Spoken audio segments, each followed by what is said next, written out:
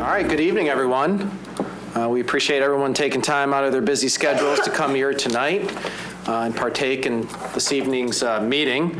It's 7:30, so I'm going to call to order the January 27th, 2020 Royal Oak City Commission meeting to order. We're going to begin with an invocation given by Commissioner DuBuc, followed by the Pledge of Allegiance. So I ask if you can stand, please do so.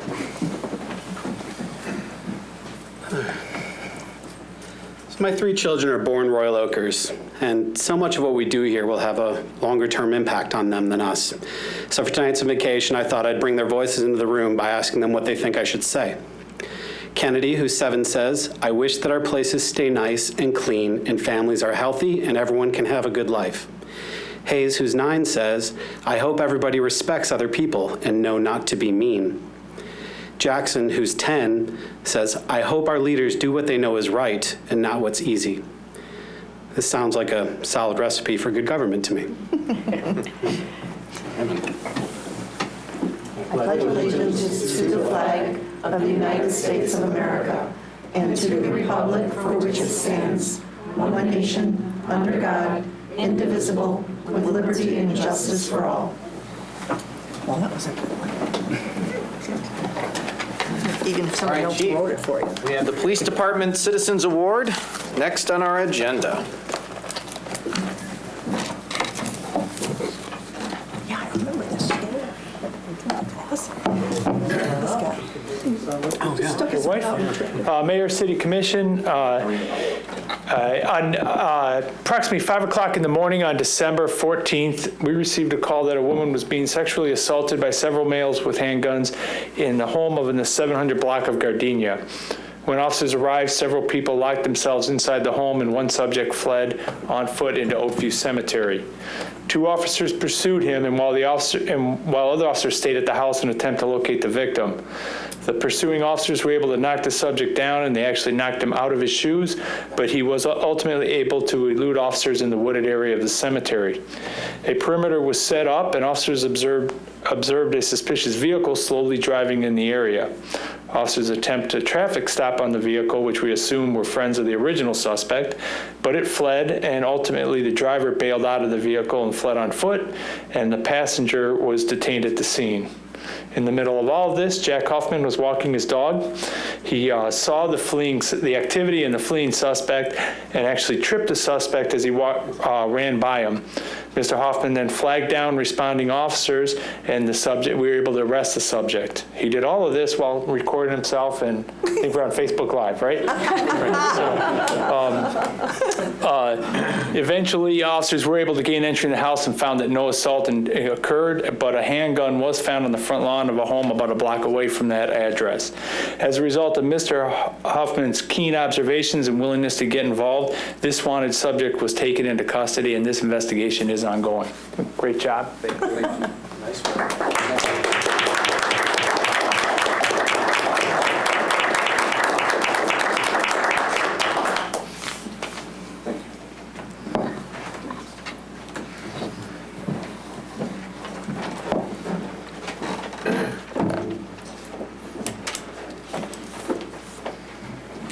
Incredible thinking, way to be aware, and we're very grateful for your action, so thank you so much.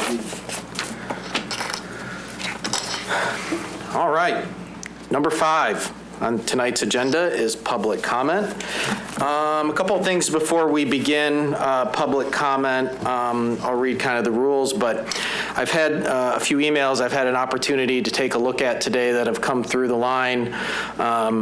And it sounds like there's some information out there that might not be as clear. So before public comment starts, I know a number of you are here to talk about the Veterans Memorial and some of the recommendations that the Downtown Task Force is recommending. I just want to, based on some of the information that's been presented to me, just in case there's some information out there that might not be accurate, I just want to make sure I get this information out so it helps spawn a stronger and better public comment. First off, I got information that some people believe that the memorial is actually going to be moved off the grounds that was dedicated by voters a number of years ago. From what I see from the recommendation from the task force, that's not the case. It would still remain on the grounds. The price, somebody mentioned $100,000. I've heard that a couple times. It's about $25,000, my understanding, to move the actual memorial if that's what's decided to be done. And, as far as public input, community input, I know that the Downtown Task Force has solicited a broad amount of input from the public at large and has actually worked with our Veterans Events Committee to get additional guidelines as far as what, is needed for an actual memorial, whether it's in its current spot or if it were to move to another location. And so that has also been solicited and achieved and incorporated into the plan. So there's going to be good debate to be had on this topic, but I just want to make sure we're all coming from some of the same fact base of information, at least, so we can ultimately get the very best public input so we can make the very best decision up here. Just as a reminder, I'll read the rules real quick on public comment. For those of you who might be new here tonight, the Commission values and relies on the input of our fellow citizens to help make decisions. Now is the time set aside for the public to address the City Commission on any related issue, whether that issue is on the agenda or not. As there are no public hearings scheduled tonight, this will be your only opportunity to address the City Commission. I ask that comments be directed to the City Commission as a whole and not to individual commissioners. If you wish to speak tonight at public comment, simply raise your hand, wait till you're called on by me, the mayor, and come up to the podium. We ask that you state your name and address for the record, and because we want to hear from anyone who wishes to speak tonight, comments are limited to 3 minutes, and there's a podium to help you there's a timer at the podium to help you keep track of your time. If you don't wish to speak tonight, that's all right. I had a number of people email me today that I got through at least half the emails tonight between 5 and 6:30. Before our closed session started. So that's always a really good opportunity if you don't have time to make it here tonight to reach out to your commissioners and provide your input. Please understand that the Commission won't respond directly to questions during public comment. However, we're taking notes and we'll address those questions when the agenda topic's discussed. And if your item isn't on the agenda tonight, or your issue or your question, our city manager, Mr. Gillum, is also taking notes and looks into matters as appropriate. So with that, who's first? Yes, sir, here in the back corner.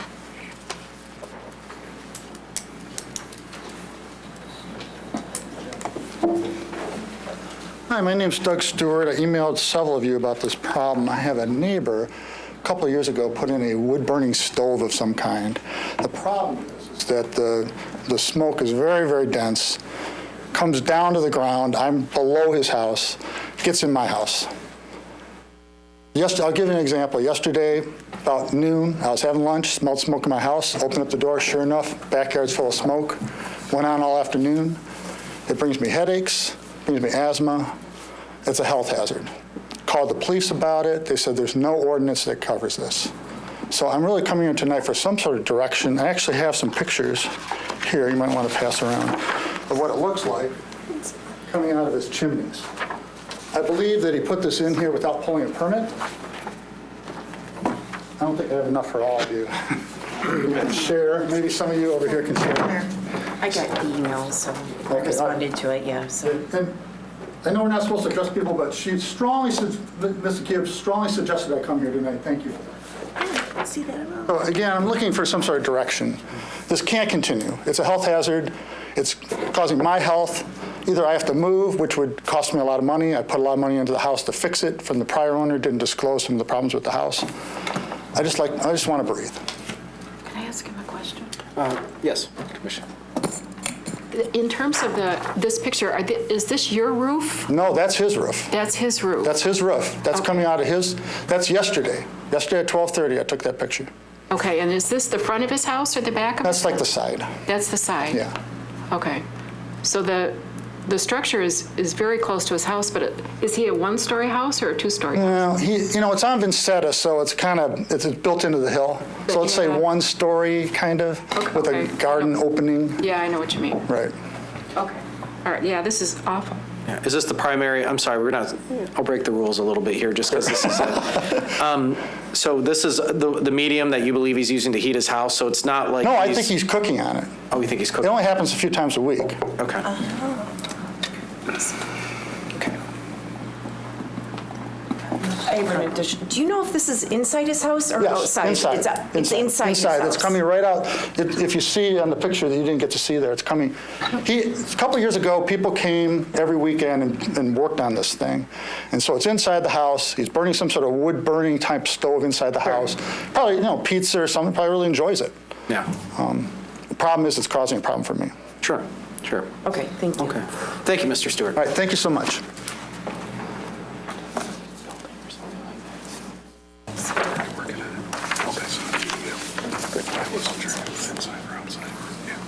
Yeah.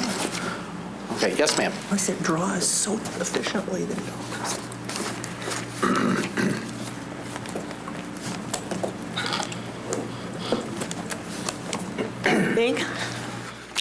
My name is Irene Tharp. I live at 1022 Irving. I'm here to ask you to address the need for the repair or renovation of the tennis courts at the Red Run Park on DeVillen Street. This is a densely populated neighborhood north of 12 Mile and east of Campbell. The past summer, I phoned the Parks and Rec office since there were no nets on any of the 4 tennis courts. I was told the courts are serviced in a rotation of 1 a year.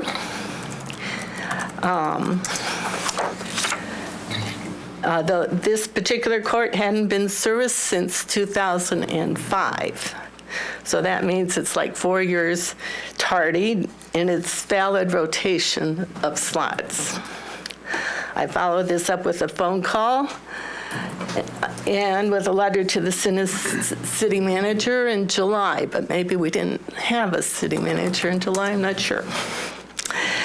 And then I went to the Parks and Rec meeting this fall. I haven't heard any feedback on this, so I'm coming here tonight.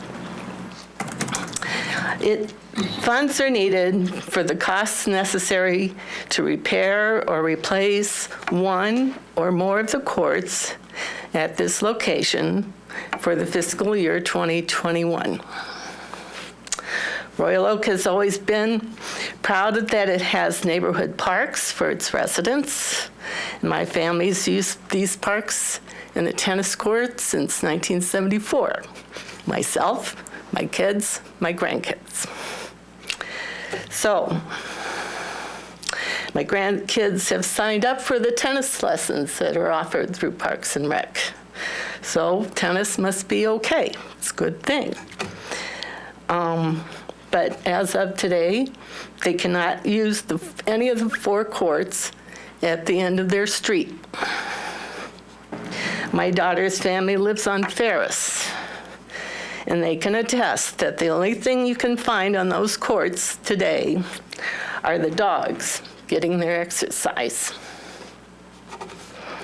I hope and expect that you will take the initiative to fund these tennis courts for the next fiscal year so that this asset is preserved and reserved once more for those of us who seek to play tennis in the park. There were once 4 netted courts, and now there are none. So these are my comments. Thank you.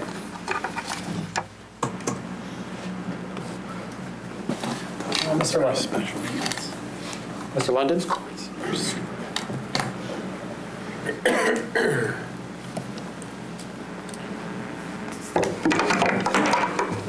Good evening. David Lennon, 513 Thorncroft Court. I'm here on behalf of the Royal Oak Veterans Events Committee, and I want to talk a little bit about the War Memorial in the new park. First, I want to say thank you to the task force for actually reaching out to us and asking us for input, for our opinion, consulting with us on a couple things. And I wanted to take a couple minutes to just talk about what we had said back in terms of our input. Above all, the Royal Oak War Memorial is a commemoration of those who gave their lives for their country and should live in a place of somber and peaceful reflection. That was our main thing, no matter what ends up with it, that was our main goal. The memorial should be located in a space that allows for both quiet, personal reflection, as well as to accommodate the public ceremonies that we happen twice a year, Veterans Day and Memorial Day.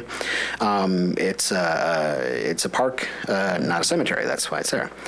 We ask that the flagpoles be part of the final configuration, because for Memorial Day they're very important, and that we ask that there be enough space in front of the memorial for the 100 or so people that attend our Veterans Day and Memorial Day ceremonies. And we ask that the memorial be a place where people can't easily damage it, either skateboarders, either through defacing it or through negligence. So if people walk by it and step over it or skateboard on it, we just want to make sure that it's in a place where it can't be damaged easily. And that wherever the memorial ends up, that it be given the respect of those names that are carved in it. So these are just the things that we had said back to the task force about the park and the memorial. We did not say one way or the other our stance on the location of the memorial, just that these things be taken into consideration. Specifically the fact that it is a public memorial for the community and does not exist in a cemetery. So it does have these events that take place every year and draw lots of people, and I believe that those events themselves pay honor to the people that have given their lives, because it brings in new generations and new generations each time we have this thing to spread that word. So I just wanted to relay what we had said on the committee that had given to the task force, and wanted to thank again for actually taking our opinions into account. Thank you very much. Thank you, Mr. Linden.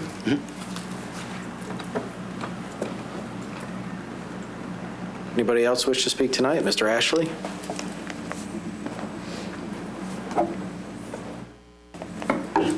Alan Ashley, President of Royal Oak Manor. I'm going to be speaking on part of number 10. I want to thank the commission for approving the slowdown islands, as I call them. I have no idea what you people call them, but between 6th and 7th, it has become a speedway from Lincoln to 4th. These islands will not only slow it down, but also protect the people in Royal Oak Manor that have to cross the street to park, plus the regular citizens of Royal Oak, so they can cross the street when they want to attend other events that are on that side of the street. This is very important in its safety. In the past, we've had parents crossing with baby carriages and kids on hands and cars zipping by without stopping, even though the yellow sign is sitting out there. In the winter, I know it's difficult because the signs are gone for snow, but people have honked at me and given me the finger because I'm walking in the walkway. They don't want to stop.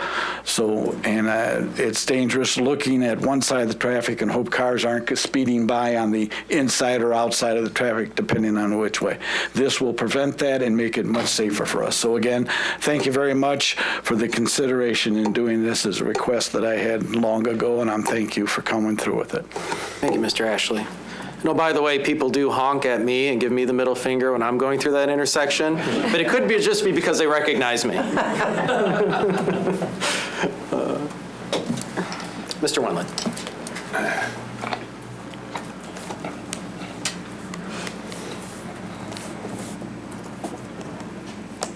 There's my pen. They've had them at the last meeting. Oh, that's crazy. We have an honest community. It stayed here for its owner to recapture it. My name is John Wendland. I live at 703 Irving, Royal Oak. I'm here tonight, as you probably know, about the War Memorial. About the War Memorial, I hear that you think you can move the War Memorial without the approval of the residents. Is that true? That true? We haven't had that debate yet, Mr. Wendland, but we can ask that question when it comes time to discuss. Well, the big question here is want to move the War Memorial. And I say you cannot move that war memorial yourself, you people. Just us, the people of the Royal Oak, can give you that permission to move it. You mentioned at the beginning there about moving the war memorial, but it's still staying on dedicated property. But that's not the issue here. The issue is you cannot move, period, not even 1 inch, without the approval of the people. That's the part I'm causing some concern. It does not say anything about if it's on the dedicated property, you can move it any place in the mud. It don't say that. So it says, plain and simple. You cannot move the war memorial without the permission of the people. Just plain and simple. Just like an ordinance of here in Royal Oak. Where is you're supposed to put the trash can? So it says there, curbside. That's all it says. Simple. Not between the sidewalk and the curb. It says curbside. That's all it says. So the person can put his garbage pail on the curb, in front of the curb on the street, or between the curb and the sidewalk. Plain and simple. Anybody with any common sense should know that. And my next question is, you say that you really care about the war memorial. I don't think you do. And you know why? About a week or so ago, we had snow, didn't we? And you guys did a fairly good job of cleaning the streets. You cleaned the sidewalks here at the City Hall, and the fire department, the police department, and the library. Everything was clean. And then on Monday, the day after all that stuff was done and everything was clean, I came here on Monday. I always check with the war memorial because there's 2 reefs there that get blowing down, and I always check on that. And when I went over there, that wasn't touched. The snow wasn't removed. There was no salt there. Mr. Wendland, I do need you to finish your last thoughts. I'm running late. Thank you. I'm trying to make it as short as I can.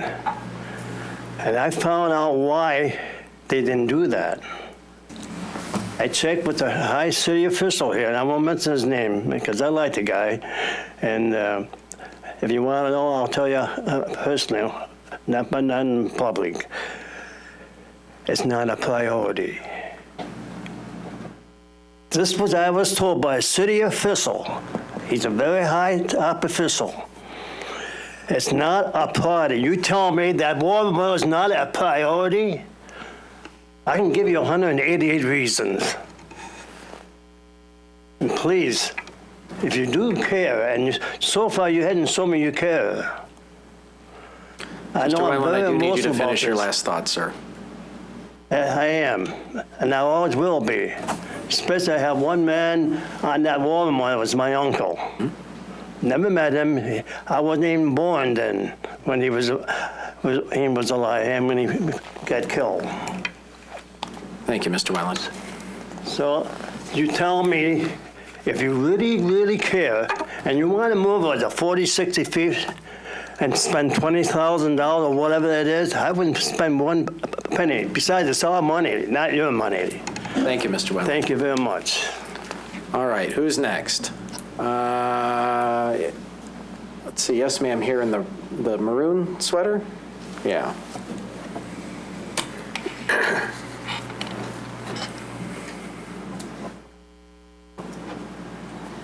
Good evening, I'm Mary Bogush at 1418 Ottawa. And my thought was the memorial's been there and everybody knew it was there. So when they planned a park, it should have been considered that that comes first. It's been there, and the park plan should have been designed for that memorial to be in its place. It doesn't matter if it's 40 feet, it's moving. Why move it if you're only moving it 40 feet for some skateboarders to get by or some people to get from one end to the other? It should have been considered when the park was designed. So I object to it being moved. It's a lot of money to move it. I wish I had that kind of money to throw around, and I think it needs to be left as it is. It's a quiet place, and it shouldn't be stuck in the corner where the butterfly garden is or whatever. It shouldn't be stuck in a corner. The veterans don't deserve to be stuck in a corner.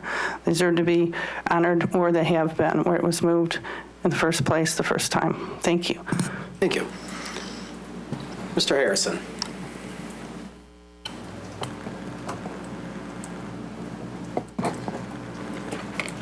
Thank you. Bill Harrison, 2729 Trafford and Royal Oak. Again, the Memorial Park property. The city doesn't have the right to move that monument without the vote of the people, as it's been stated before. That includes the relocation of the monument. I was on the DDA when that memorial location was established. Shirley Smith said, if we're going to do this, we're going to do this right. And having been a long-time resident in Royal Oak, I knew that those memorial stones had been kicked around like a red-headed stepchild for years, and I was insisted that we do something to protect that property by some form of dedication, and it is. Regarding the city park, I understand that Henry Ford will be a sponsor. I'd like to know, what does that mean? How much are they contributing? Does that include naming privileges?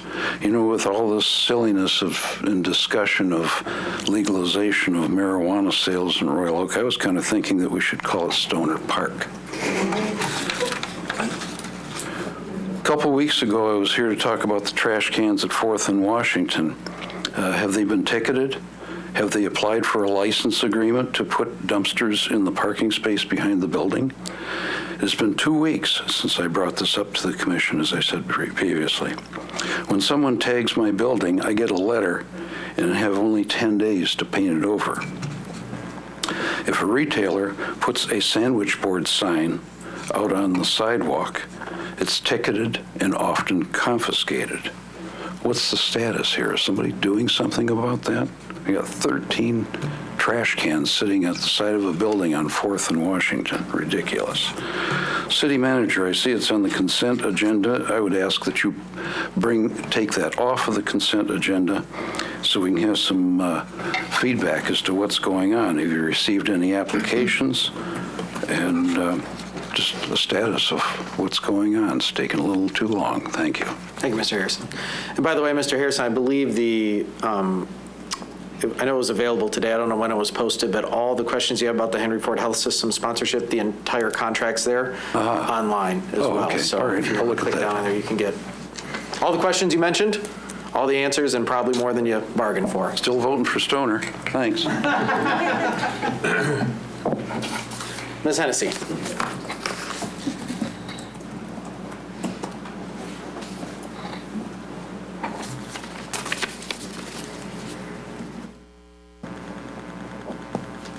Carol Hennessy, 258 East 12 Mile Road, Royal Oak. The first thing I would like to ask that you postpone this vote on the on the Veterans Memorial until some things have been clarified. To my knowledge, you have no one on the task force that is from one of the veterans groups in the city. At least one from each organization, like the VFW and American Legion, should have been appointed. Also, all the donors for this monument move in 2006 should have been notified because they donated the money for this final resting place, which they thought it was supposed to be. According to the charter, chapter 156, it says, this is a chapter to designate a portion of the Barbara A. Hallman Memorial Plaza for continued use as a memorial honoring members of the American and Canadian Armed Forces who have lost their lives in the service of their country.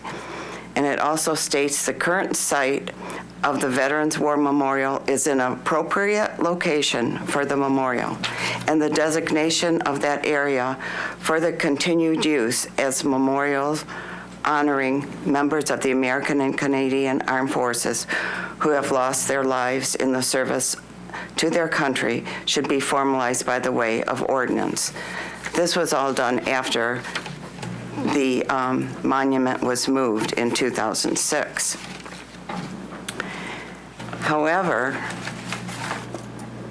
Mr. Gillum, the attorney at the time, at a July 9th meeting in 2007, stated, unlike an ordinance which is adopted by the City Commission, which can be repealed by a subsequent vote of the Commission under Section 10 of the Chapter 6 of the Charter, an ordinance adopted by electoral vote pursuant to the Charter can only be repealed or amended by another electoral vote.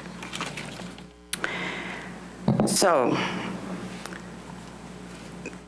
nothing can be done with this area until it goes to the citizens for an election. It is going to be unprotected, according to Pat Perush, with no flowers and shrubs and just cement. She also stated that she cringes at the potential of accidents and damages to the monument from bikes and skateboarders. I totally agree with her. We took all that into consideration when we moved the monument, and we made sure that the skateboarders and bikers weren't interested in that property because we put grass all around it. Can I have a few seconds more? I'm almost done. I'll give you a few seconds, Ms. Hennessy. Okay. Let's see. Another point that Pat made was that the butterfly garden area will be in front of the memorial, which is true, but also makes the area smaller for the services that they have there. There are also 2 bee toy rides for the children in the garden, which will take away from the quiet and serene place. Pat also said that it is not a big move. So if it's not a big move, why move it? It'll be very close to Troy Street, and that will be a big noise area. It will not be quiet and serene anymore because of all the cars and the people hustling around with City Hall and so on. In the center of the parkway where it is now, it's right in front of the library where people can see it. And I would like to say the Downtown Task Force cannot do anything to that dedicated area without voter approval. The monument needs to be protected with grass, flowers, and shrubs, not cement. That way the skateboarders and bikers won't go near it. No one has gone to the veterans groups like the American Legion and the VFW to get their input. I'm not sure, but will the move include a handicap ramp like it has now? I haven't seen that. And the reason we put the handicap ramp up there was so that handicapped family members can go up to their monument and touch their stone. Without that ramp, they're not going to be able to get up there. Ms. Hennessy, I really do need you to finish your last thought. So I believe you have a few things to check out before making any decisions. So please postpone the vote tonight. Keep all the veterans that gave their lives for us first on your list, not last in a corner out of the way. Thank you. Thank you, Ms. Hennessy.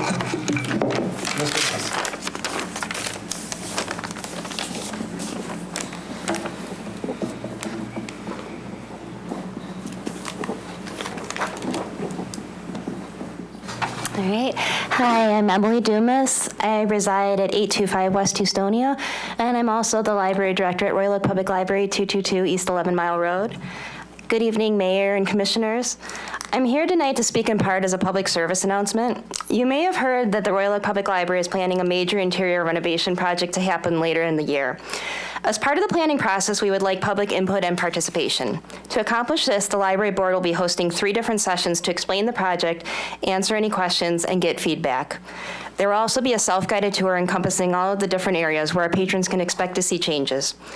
We will have more information at the next City Commission meeting and later online, but I wanted to get the word out and invite members of the public to join us at any of our scheduled sessions. Those will be Monday, February 17th at either 11 a.m. or later that evening at 7 p.m., and Saturday, February 22nd at 11 a.m.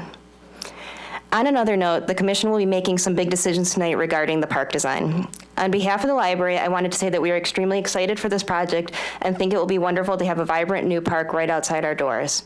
That being said, I firmly believe that due to us being a public building and a wide range of serviceable hours, this new addition to our city will impact us more than any other building or business adjacent to the park. Therefore, I ask that you please keep the library in your consideration when making any decisions that could potentially affect us, whether it's adding restrooms, the addition of on-street parking, the redesign of our south entrance area, the addition of play structures, and any possible enhancements to our beautiful butterfly garden and time capsule area. Please do not hesitate to reach out to me with any questions, or if you need any insight I may be able to provide on how changes may affect our services, patrons, and the public. I wish you all a great night, and thank you for your time and consideration. Thank you, Ms. Dumas. Yes, sir.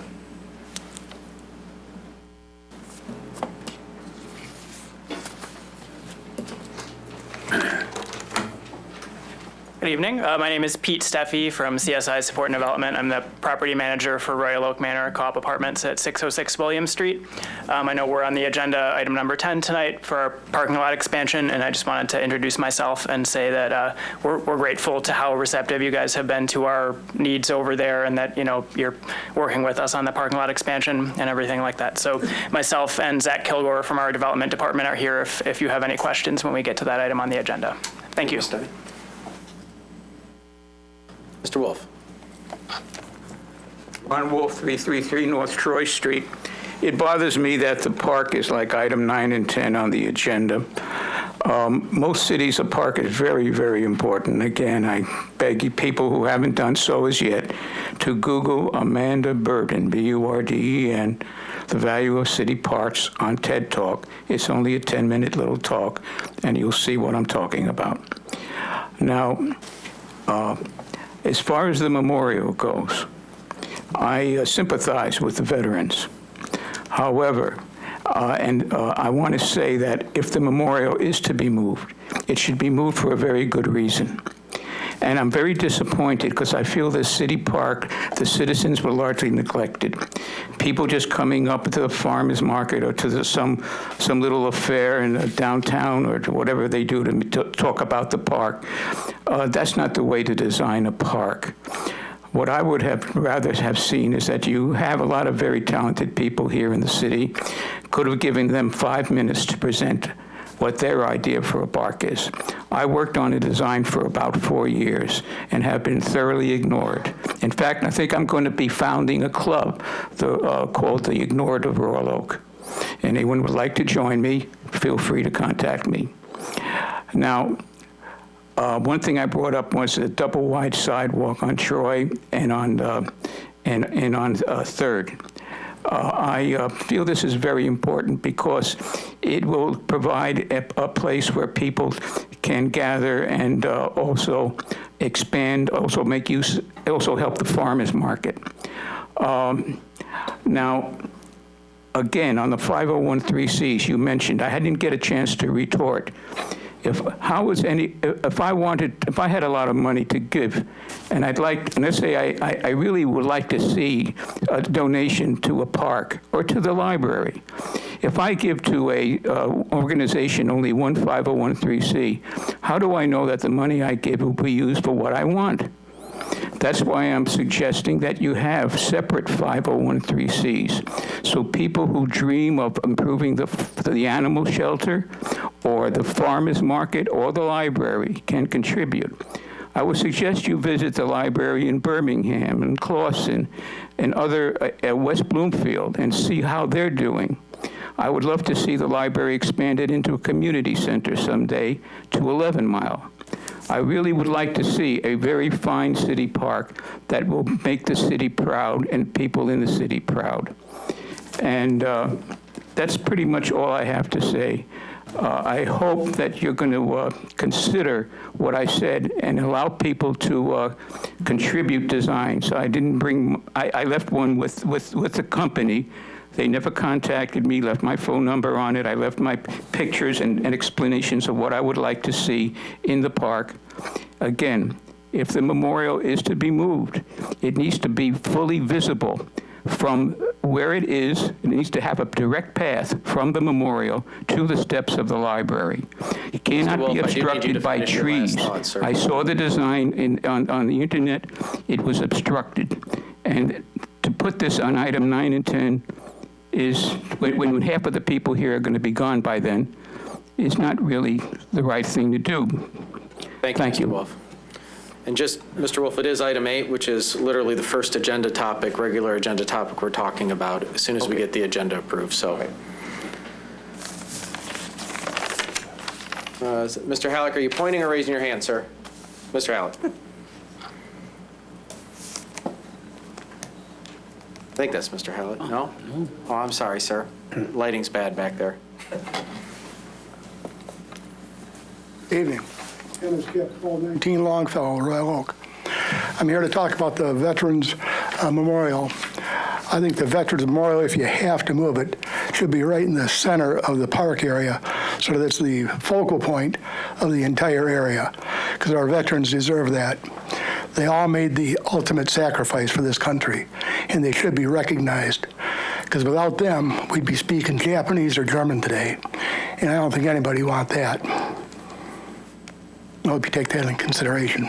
Thank you, sir. And it should be a very impressive structure, something that we can all be proud of. Thank you. Thank you, sir. Mr. Von Eberstein. Real quick note, Kurt Von Eberstein, 3105 Clausen Avenue. I'm here on behalf of the Royal Oak Schools Foundation.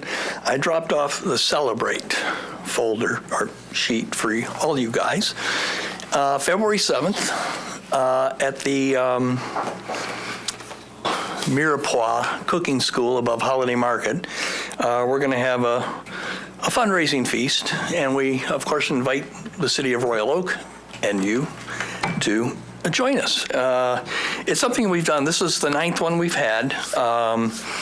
We are an organization that will fall on our 10th annual next year, will correspond with the 100th anniversary of the city of Royal Oak, which is kind of cool. And in 2022 and 2023, we're going to be celebrating our 30-year anniversary. Thank you, Pat Baruch. Thank you. You didn't have to mention that it was 30 years. 30 years. Thank you. Norma Maudlin and various, we have plans, and you're invited, of course.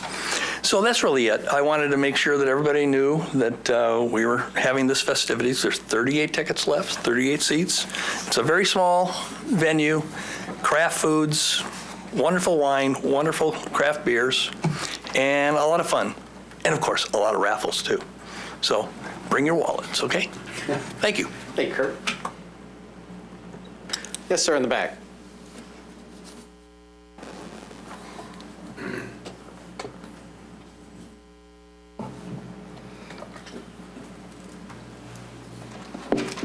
Mr. Mayor, Commissioners, my name is Dane Nielsen. I live at 510 Knoll Street, Royal Oak, Michigan, and I am here in support of Mr. Wendland and Ms. Hennessy and the others who spoke about the Veterans Memorial. I do not believe that it should be moved. I think it's fine where it's at, and I did not know we had to have a vote on it, but it sounds like a grand idea that the citizens of our town should have the right to vote on this such a serious issue in regards to moving this memorial. I have heard it being moved 1 inch, 4 feet, 40 feet. I've heard it was going up to 13 Mile Road and Woodward for Memorial Park. Well, it's not going there. That's about it in a nutshell. I am a veteran myself, and I have two friends that are on that memorial, David Vandercook and Richard Tam. And I don't want to see them messed with. I thank you for your time. Thank you, Mr. Nielsen. Anybody else wish to speak tonight? I see a hand in the far back. Yes, sir. Not quite the far back, one row before the far back. Hello, John Gledka, 402 Royal Avenue. I wanted to touch on the Veterans Memorial. I don't think that skateboarders should really be an issue because I don't see skateboarders down at the park now. It's not a recreational type park. I'm sure designers can take these things into account if they so choose. So I don't see a problem why designers can't do that. One thing that I wanted to address today, it's not on the agenda, and it probably won't be coming up for a while, was the stormwater assessments. My neighbor had looked at his map, and it was pretty much wrong, and he found mine for me.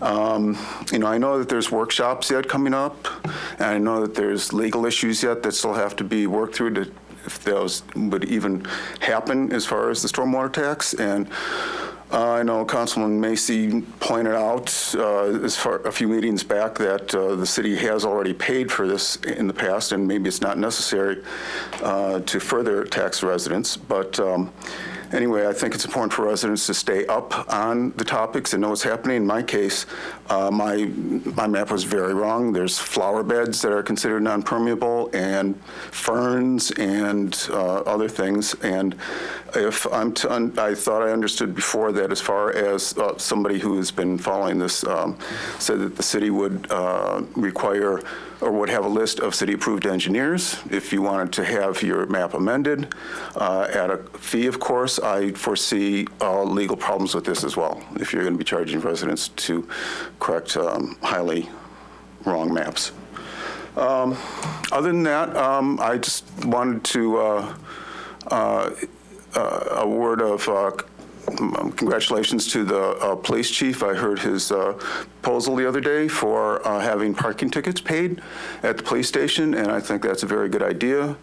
The parking meters are difficult to deal with, and as you mentioned, sometimes people punch in wrong numbers, and they end up having paid for their space, and it's the wrong number on there. So he brought this up, and I think it was a very good idea of his, and I commend him on that, and I would like to see that in the future. Thank you, Mr. Cook. Thank you. Anybody else? Yes, sir. I see a hand in the aisle right here. Is that Tim? Can't tell.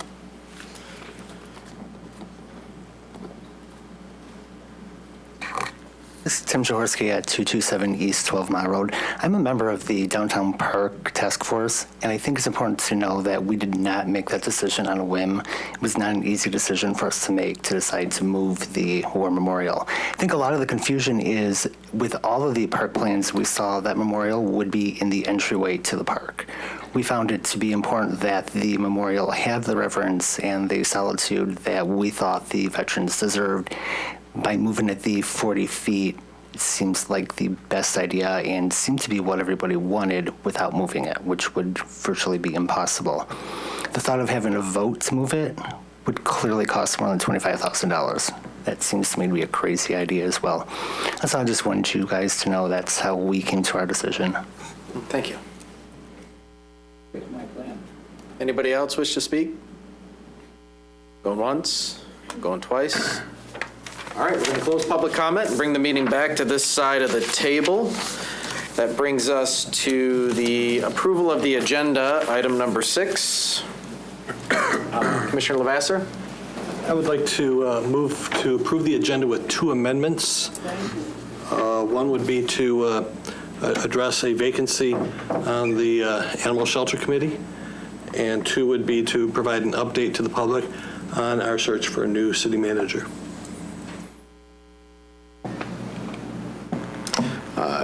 Commissioner Douglas, second? Second. Okay, we have a motion to approve the agenda with 2 items to be added, which is to address a vacancy on the animal shelter, as well as provide a brief update about the city manager search. Okay. With that, I'll call for the vote. All those in favor say aye. Aye. Those opposed? Motion passes. All right, that brings us to the consent agenda. Does anyone wish to pull anything off the consent agenda? Mr. Lavasser, Commissioner Lavasser. Thank you, Mr. Fournier. I mean, Mayor Fournier. I'm just messing. I'm also a Mr., so you're not wrong either way. I would like to have further discussion on item F, the engineering position opening, and item M, the analysis of impediments to fair housing. Anyone else wish to pull anything off the consent agenda? What was the other one? M. M. M as in Mary. M. Okay, thanks. As in Melanie. All right, the consent agenda now consists of City Commission meeting minutes from January 13th, claims January 17th and January 28th, approval of purchase orders, contract modification, materials testing and quality control services, authorization of termination and release of water main easements, approval of extension of the interim city manager agreement, approval extension of the free handicap parking in the downtown, approval of interlocal agreement for arraignment attorneys at Oakland County Jail, approval of extension of letter of agreement employee assistance program, approval of the proposed First Amendment to conditional rezoning agreement, northeast corner of Knoll Street and East Harrison Avenue, approval of license agreement to occupy alley right-of-way, Smoothie King, 3135 West 13 Mile Road, and finally the award of contract core network technology work, Royal Oak Civic Center. Is there a motion? Motion by Commissioner Perush. Is there a second? Second by Commissioner DuBuc. Discussion on the consent agenda as presented. All right, with none, I'll call for the vote. All those in favor say aye. Aye. Those opposed? Motion passes. We'll start with letter F, then letter M. Commissioner Lavasser, the floor is yours. Thank you very much. My concern here is, if I understand it correctly, we currently have 5 engineers, including the director, and with Mr. Callahan retiring, that would bring us down to 4. And the idea is to fill that position that's created. My concern is whether or not our finances are in such a strong state that we can simply fill this without further questions. And I note from our discussion with our finance director during budget time that we were looking at potentially a $2 million structural deficit. And since then, we've added the potential of another $500,000 in updates needed to water lines in the city. And so I'm simply concerned that we're not making a decision simply to continue the status quo without taking the finances into consideration. Good evening, Mayor and Commissioners. I'll give that one a shot. Right now, the civil engineer for a position that will be vacated by the promotion of Holly Donahue to the city engineer, that person primarily does most of the engineering work in the city. And when you become the city engineer, you rarely do much engineering work anymore. You're doing more managerial work. Along with the amount of water main that needs to be replaced and new things that come onto our docket every single year, we need people in-house to run those things. It's very difficult to, they need to be done. You could certainly hire it out to a consultant, but at least somebody on staff has to oversee that consultant.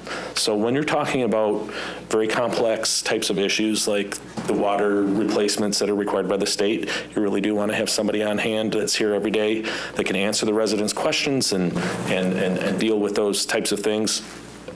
I don't see that if you look at the line item budgets for those engineering positions, more than 90% of their salary comes from the jobs themselves. So from the water fund, the sewer fund, the different road funds, from other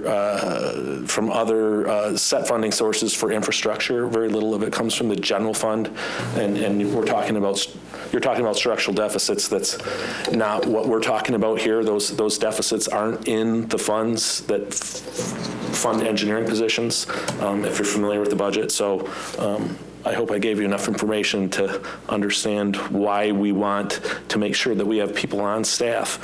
They're on the phone all the time with the lead line replacement, with the stormwater utility, which a lot of people are calling us, and we have to have questions and answered to both the consultants running these things for us as well as the residents of the city. Okay. The number of engineers we have, 5 engineers, how does that compare with comparable cities and the number of engineers they employ? Well, my personal feeling is that Royal Oak has always been on the cusp of being like a big city and not a small city. You have smaller cities, Ferndale, Madison Heights, Clawson, they don't have engineering staffs. They consult out almost 100% of what they do to consultants. Larger cities, Troy, Farmington Hills, Southfield, they have engineering staffs. They do a lot of the in-house work, and they also consult with consulting firms. And if you look at our budgets for what we do in engineering, we have a lot of consultants doing work for us right now. Those consultants need to be overseen by somebody on staff. And the position that Holly's in right now, which will be vacant, she oversees a lot of what the consultants do. Most of the commission letters that you see that come from me actually come from Holly, and I just edit them and put my name on them. So secrets are being spilled. They're so well written. Thank you for your honesty. How many days do you have left? So, you know, it's a position that's the highest level position. It's got its fingers in just about every project and every decision we make. I can't stress that this position should be filled. I don't know how we would get by with the amount of work that we've gotten over the last couple of years, the increases in the workload, we could just consult that out without an adequate person to oversee that consultant. So, Mr. Callahan, from what I hear you saying is this position is it's work that's already being done today. I'm familiar with the work that Ms. Donahue does because it's, you know, a lot of management. I mean, I see it on emails, memos, but in the event that we weren't to have this position in place, I would imagine one, you know, bad decision or one oversight or, you know, one miss could cost us, you know, 10 times multiple of this person's salary every year. For example, I see some of the stuff that happened out, I think it was in Macomb County, where the sewer lines collapsed and, you know, people weren't paying attention to the contractors that were doing it and all that. I mean, these are things where this is a small, it's not even an investment, a critical job up front, and if you don't have it staffed and you're not paying for it well, it can lead, because your budget and the things that you work on are far more than just salary. They're talking tens of millions of dollars of infrastructure that if you make a mistake, it can cost you millions, tens of millions of dollars down the road. Am I incorrect in that assessment? You're fairly correct. I'll just give you an example. When I started here in 1996, our engineering department budget was in the $5 to $8 million a year range. Now we're doing roughly $16 million a year with work with the same 12 people that we had before. We're just consulting out a lot more. Some of our consultants are here in the room tonight. They're also working on the park. We get really good work from the consultants that we hire because we go through a quality-based selection process. It takes a lot of work to hire a consultant. It takes a lot of work to oversee their billing and their construction projects and whether their plans that they submit to us are correct and the things are being adhered to and contractors are being paid and they're getting paid, and a lot of that work falls to the engineer who oversees them and you know, we plan things 6 months to 2 years in advance. So to not have the right amount of staff at hand for the projects that we designed 2 years ago and have in the works right now, federally funded projects for traffic signals that are happening this year, or the 2 road projects we have coming up that are federally funded. It's important that we have the right amount of people and good people, you know, that can oversee those things and as well as handle the day-to-day engineering work that we can do in-house. Did I understand you correctly that this position that you're looking to fill would essentially be the number 2 in the department? It's not the lower level, but it's basically right under Holly, right under the director? Yes. All the engineers report directly to the director of the department, but and each person has their own unique abilities and jobs that are assigned to them. Nobody's sitting there as the backup for somebody else when they go on vacation. Everybody's got their own tasks, and you know, they have weeks and weeks of work ahead of them. They're always busy, even during the slow periods, which are actually in the summer. The engineers are overseeing the projects, and that's their slowest time. They're busiest when they're designing and putting together projects, which are in the fall and in the winter. Commissioner Perush? I just have another example to throw into the mix. When Don Johnson put together the Stormwater Task Force, 3 or 4 years ago, just to study the whole stormwater problem, we studied a lot of individual cities that have already put a stormwater utility in place. And one of them, in Michigan anyway, was Ann Arbor. And one of the things that the people who were discussing the Ann Arbor program pointed out to us is that not only is there the infrastructure itself that you have to consider, but you also have to consider the impact on the administrative staff in City Hall that are going to be administering the whole program. And you're going to have to build in those additional costs as well. And I believe, if my recollection is correct, the city of Ann Arbor, when they were implementing their stormwater utility system, added 12 new positions to their engineering department. Now, Ann Arbor is larger than we are, and they didn't use outside consultants to the extent that we have been.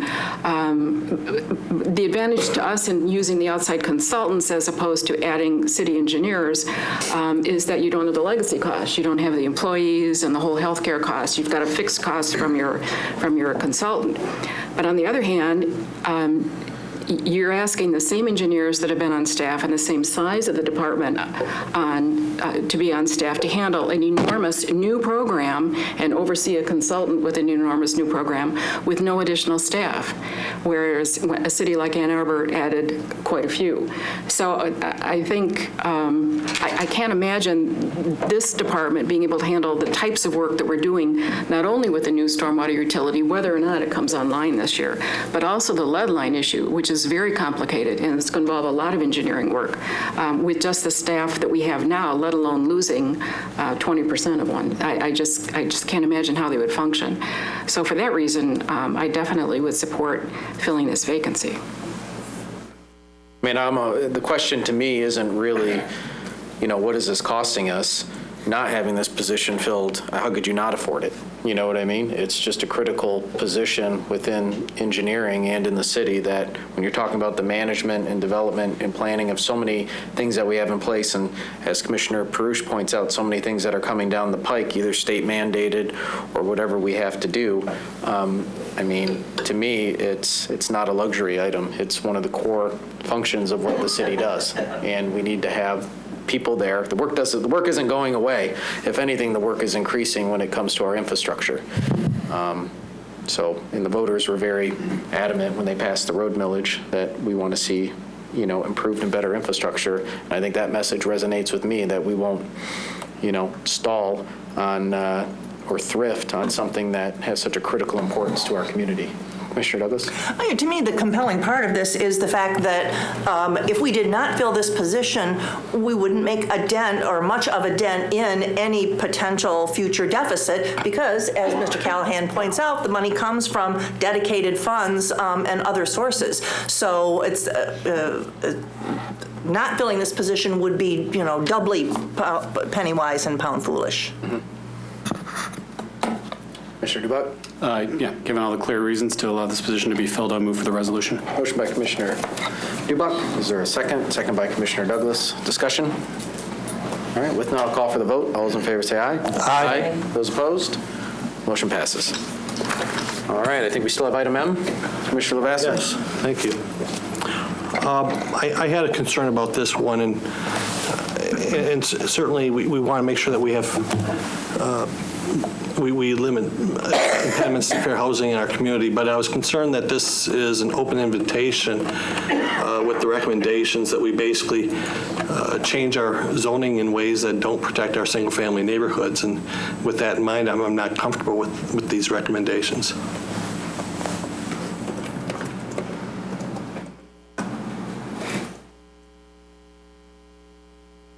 Mr. Murphy's here. If you want any elaboration, I think his letter is really self-explanatory. Commissioner DuBuc? That, along with the 220 pages of analysis leading to these recommendations, I'm not sure if I don't know that can be summed up in one sole criticism adequately, but I'm comfortable with the recommendations and I'll move for approval. Motion by Commissioner DuBuc. Is there a second? Second by Commissioner Perush. Discussion? Commissioner Perush. The only point I would make is that this is not that different from the recommendations that we have made for a long time, for years, and they haven't spurred any demand or requirement for any major zoning changes or even minor zoning changes, to my recollection. This is not brand new this year. This is really pretty much a repeat of what we've been doing for perhaps maybe the last 10 years. I just am not concerned that it's going to generate the kinds of issues that you think might happen. I just don't think it's going to happen, because it hasn't happened. Any other discussion? All right, with none, I'll call for the vote. All those in favor say aye. Aye. Those opposed? Nay. Okay. Motion passes. All right, that brings us to our item number 8, which is Downtown Park Task Force presentation recommendation for park design. The Honorable Mayor Fournier and members of the City Commission, at the December 18th, 2019 Downtown Park Task Force meeting, MKSK, the design team for the Downtown Park presented to the task force with 2 conceptual designs, Glade A and Glade B. Glade A presented a design with a gradual slope in the lawn area, while Glade B presented a flat surface lawn area. The designs included an option to either relocate the Veterans Memorial approximately 40 feet to the east or keep the memorial at its current location. MKSK requested the task force to provide recommendations for which design concept they preferred. First, Glade A with the sloped lawn, or Glade B with the flat surface lawn. And second, relocating the Veterans Memorial and keeping it in its current location. At the January 15th, 2020 Downtown Park Task Force meeting, the task force voted unanimously to recommend to the City Commission the Glade A design with the sloped hill or sloped lawn and the relocation of the Veterans Memorial. At its regular meeting earlier that day, the Downtown Development Authority adopted a similar recommendation.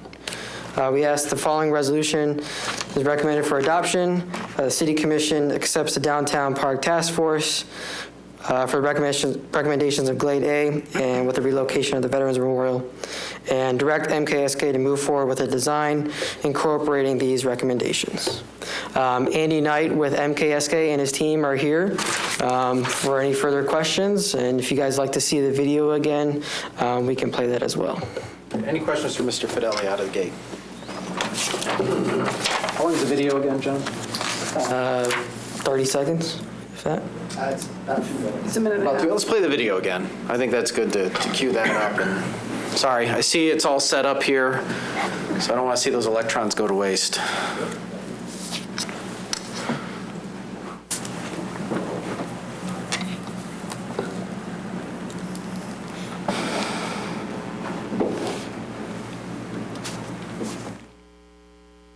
There's no music background, so you're just going to have to hum or something. Something cute on my iPhone, but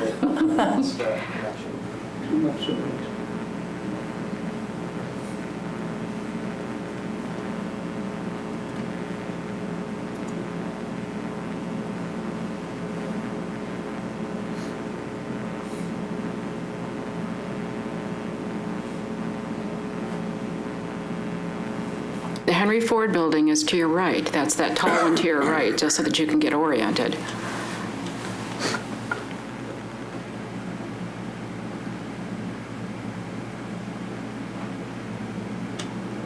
And now you're walking down toward Troy Street and the new City Hall.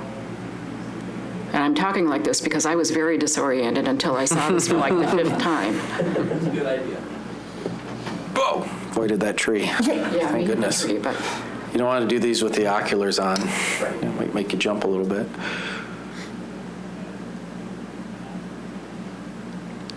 now you're moving closer to 3rd Street. And this is the corner.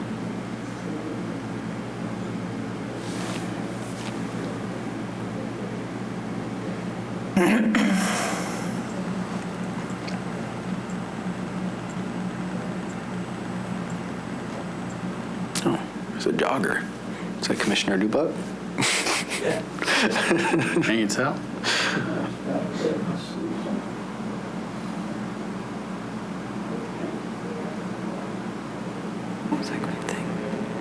Now the Henry Ford building is to the left.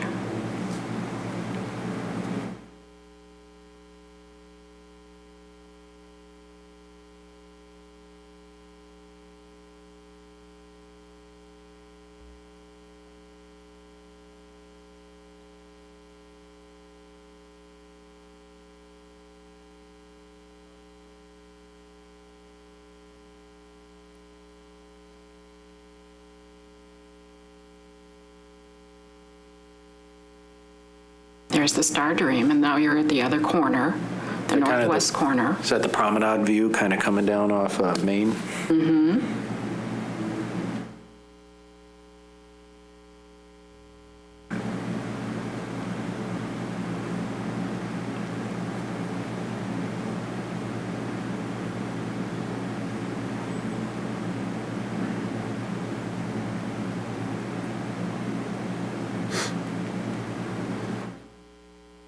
Going along the front of it now.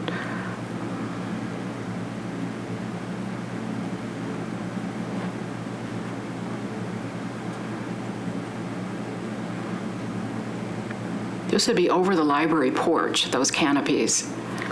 That's not necessarily funded in phase one.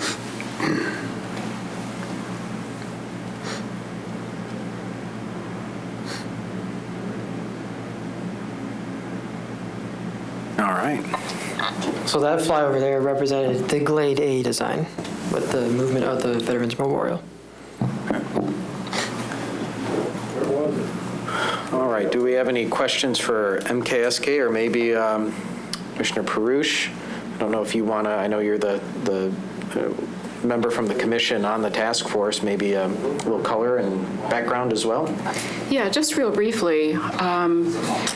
Just to remind everyone as to how this process started, the task force was appointed 3 or 4 years ago now to begin the task of finding out from the community what they wanted in this park.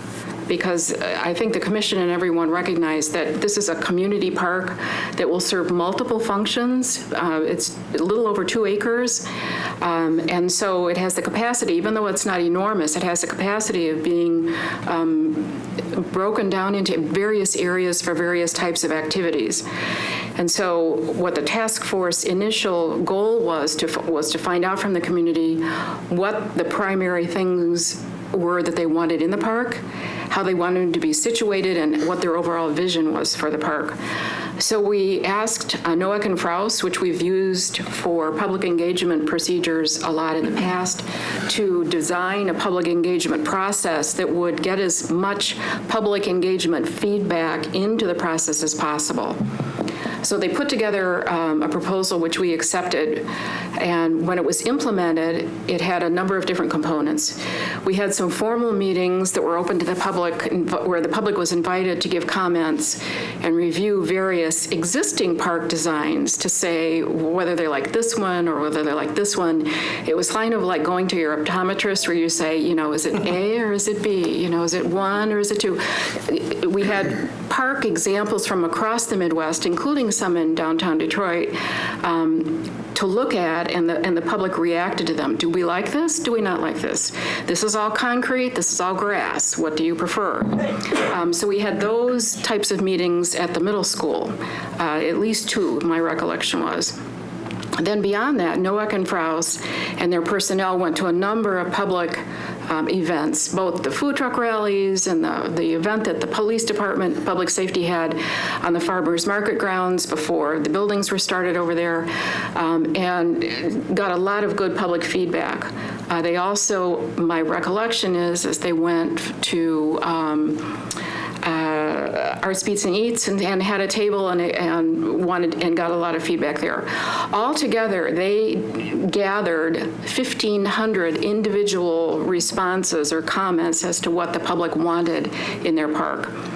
Once they had that data, then they synthesized it down into some very, very conceptual ideas of what the public might want. There was some demand for some kind of a water feature. There was a demand for some kind of gathering place where you could have a picnic with your family.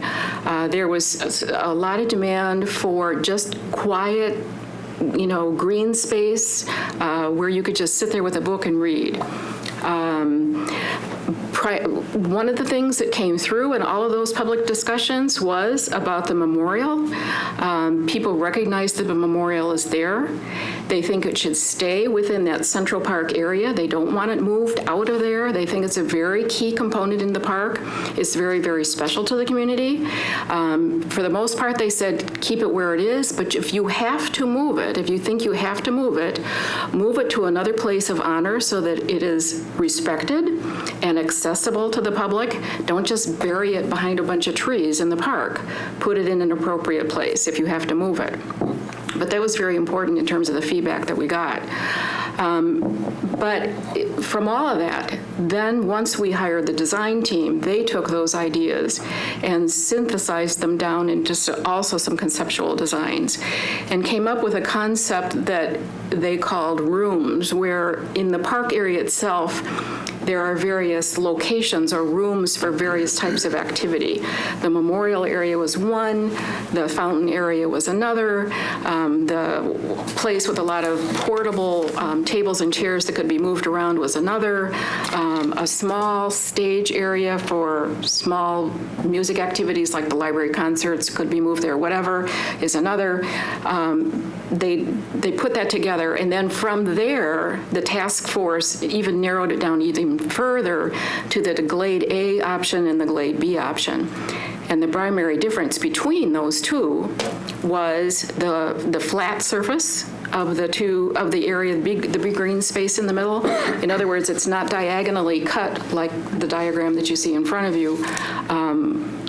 It was a flat surface, but in this design, it's split, and it also, the one portion of the glade is slightly elevated. The hill that you see in the front portion, where there's a small rock climbing area along the one side, which children could climb up. It's not very tall. It's only 8 feet? 8 or 9 feet. 8 feet or so.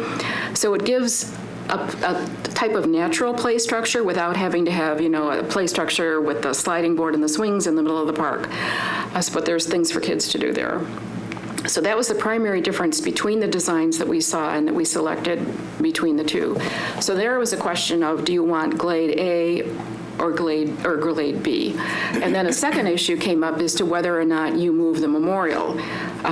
The sense from both the task force as well as the DDA that considered that option was that if you wanted to honor the citizens' recommendation that it be kept in a place that is accessible but yet is honored and it is safe from a lot of traffic and interference, you move it out of where it is and you move it over 40 feet, which doesn't seem like a lot, but in the way that this park option is designed, it moves it to a much quieter area.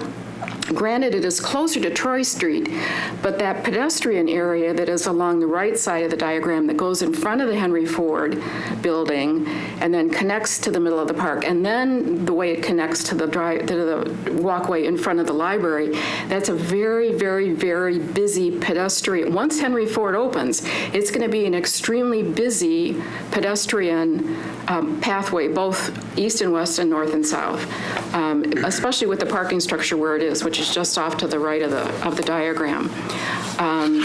So we thought, let's move the memorial 40 feet east, get it out of the busy area, and protect it. With some plantings, we can kind of wrap plantings and garden areas and trees and such around it, where we can't do that if we leave it in its current location. So that was the reason why, at least it's my understanding, the task force and the DDA recommended moving it. To honor the citizens' request that we protect it as best we can, because we're really concerned that it's a little bit at risk if it stays where it is, given the amount of traffic that's going to be, not vehicular traffic, but pedestrian traffic that's going to be happening in that corner. And it will be on the corner. So anyway, that's kind of a summary of how we got where we are. I don't know if any other task force members would like to have any other comments. Commissioner DuBuc was on the task force, as well as Commissioner Douglas. Go ahead.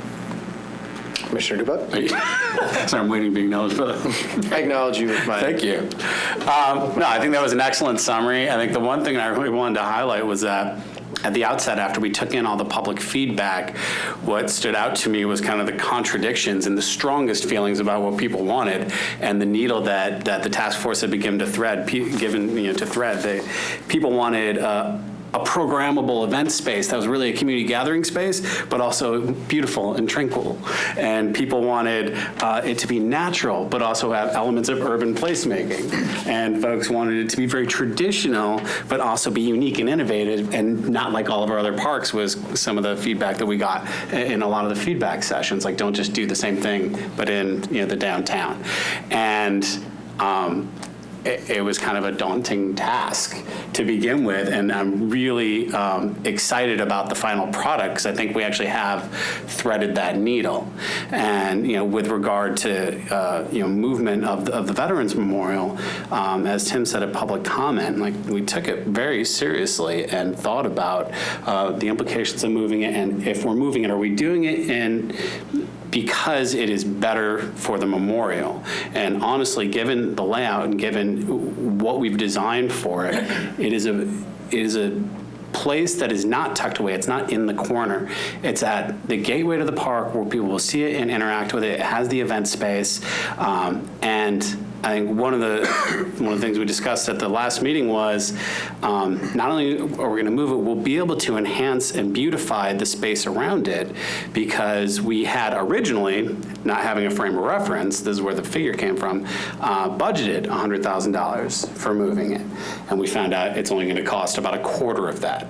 So what that means is we're able to leave in that line item funds to enhance that space even more, to make it an even more beautiful, respectful, solemn place that is integrated as part of the park. And for me, I think what really nailed it is that if we left it where it is, the memorial is something in the park. But where we're putting it, and now the memorial is a place in the park. And I think that that's a really substantial difference, and that's why we've put the effort into making this transition. And I think it enhances the park enhances the memorial, and I think this is going to be a really awesome addition to our community. Commissioner Douglas. All my material has been used. but thank you, Commissioners DuBuc and Perush, for your words. Commissioner Macy. I was going to add that some people talked about why wasn't the park designed around the memorial to begin with.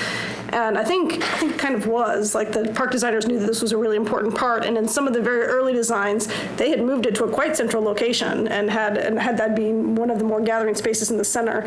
And we received this feedback that people were thinking of this as a more quiet and solemn place, and maybe shouldn't be the center of the action. And so this is how they rethought of that.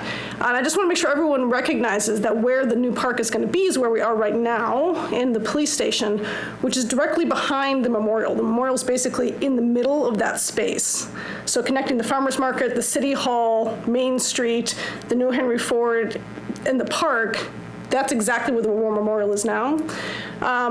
So it would get too much traffic in that area. I mean, it would really be hard to design that space in a way where we were diverting traffic around it, because of where it is. That's just the nature of it. I mean, it gets already that great traffic from the library where the families come in and they can see that space, and we want it to be somewhere that you can see. But I think we've learned that we don't want it to be somewhere that there's a lot of noise and a lot of kind of energy, that it has its own energy, which we need to respect. That's what I want to say. Commissioner Douglas. I will ask this. Mr. Gillen, can you speak to the suggestion that a citywide vote is required to move the memorial? Commissioner, I'm glad you asked. I was going to ask the mayor to address that, because we heard that comment from several people during public comment. And respectfully to all those people, I disagree. And I say that as the city attorney and as the person that drafted the section of the city code that's in question here. And I think it's probably appropriate to give a little bit of background. And none of you were at the table at the time. But to give a little bit of background as to where the city was at and what kind of things we were talking about at the city commission table and behind doors in closed session and things like that. Tom Hoover was the city manager at that time. Don Johnson had recently been appointed as the finance director. And to put it bluntly, the city was hemorrhaging money at that point in time. With the financial structure at that point in time, with the employee contracts that we had in place and things like that. And the administration was scrambling to find ways to figure out how we could plug that deficit and upright the city's finances again. We were looking at selling all kinds of city property, including the property where City Hall is located right now.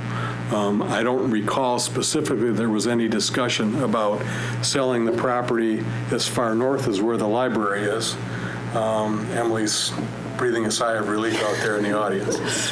But I distinctly remember there was discussion about selling the area where City Hall, the police station, the parking lots were around here, figuring that as a downtown, a significant piece of property in the downtown, that we would get good money for that, and we could put that money towards whatever it would cost to move or construct City Hall and the police station and some other sites in the downtown. If that was an avenue that the city had chosen to pursue at that time, that would have included the area where the War Memorial is right now. The area where the War Memorial had fairly recently been relocated from further down on 2nd Street down in the area towards where Andiamo used to be, and that pedestrian walkway down there, which I think everyone agreed was not an appropriate place for it. So it was moved to the area where it is right now. So with all this discussion about selling city property and potentially having to move the War Memorial again, and God knows where, to Memorial Park, back where it was, to some other park somewhere, who knows, the discussion started about, well, what can we do to make sure that the War Memorial stays in the same area that it is right now?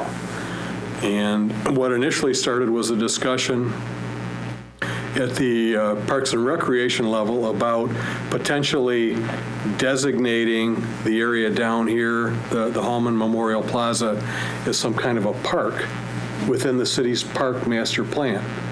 And what's significant about that is because under the Home Rule Act, the section of the state law that the city derives all of its legal authority to do things from, there's a provision that says that property that is within the city's park master plan can't be sold without a vote of the people. Okay, so that's one option, is to do that. Another option would be, well, let me back up for a second. The problem with doing that is if you include property within the parks master plan, and that's done by a resolution at the city commission table, all it takes is one other resolution to unwind that action. So a subsequent city commission could have removed that property from the park master plan, and then the property could have been sold without a vote of the people. Another option would have been to create some kind of or amend the charter somehow to prohibit or require a public vote before the property could be sold. But procedurally, that's kind of cumbersome because you have to go through the Attorney General's office and you have to get approval from the Attorney General and the governor to get that kind of ballot language on. It was something we talked about, but eventually what I recommended to the commission, what the commission agreed to do, was to have me draft an ordinance that could be placed on the ballot for approval potentially by the voters. Because per the city charter, keep in mind that an ordinance can be approved by the city commission with 2 readings. An ordinance could be developed by referendum of the people. But we also have the option for the city commission to have a proposed ordinance put on the ballot. And what's significant about that is under the charter, if the voters approve an ordinance, that ordinance can't be amended or repealed at the commission table. The ordinance can only be amended or repealed in the same manner that it was adopted, and so that would be by a vote of the people. So the direction I received from the commission at that time was draft an ordinance that will protect the area where the War Memorial is and require that there be a vote of the people before that property could be sold. And that's what I did. And that's the ordinance that went on the ballot in 2007. That's the ordinance that was approved overwhelmingly by the voters here in Royal Oak. And that's the ordinance that's still on the books right now under Chapter 156, the Veterans War Memorial Ordinance. And to kind of bring the discussion on the legal issue as to whether or not a vote is required to move the war memorial, you walk through the ordinance, and the very last section of the ordinance, which is 156.4, which is designation of the memorial area. And I'm not going to read the whole thing, but there is a specific legal description in the ordinance that designates an area for use as a memorial honoring members of the American and Canadian Armed Forces who have lost their lives in service to the country. The description that is in here is not the legal description where the war memorial is currently located. The legal description that is in here is essentially the description for the entire Hallman Memorial Plaza. So it goes from, on the east side over here, from the vacated 2nd Street right-of-way, right near Williams Street, where Williams and 2nd would have ended, all the way across on the other side to the far side of the city property there to the Troy Street right-of-way, roughly from the north end of the parking lot out here up to the library steps. That's more or less, it's an approximate as far as the north and the south, but the east and the west, it clearly goes from the William Street right-of-way over to the Troy Street right-of-way. So if that property is going to be used for anything other than purposes of some kind of a memorial to our veterans, there would have to be a vote of the public. But to move the war memorial from its current location within that designated area does not require a vote of the people. So that's the legal answer. Again, respectfully, I understand.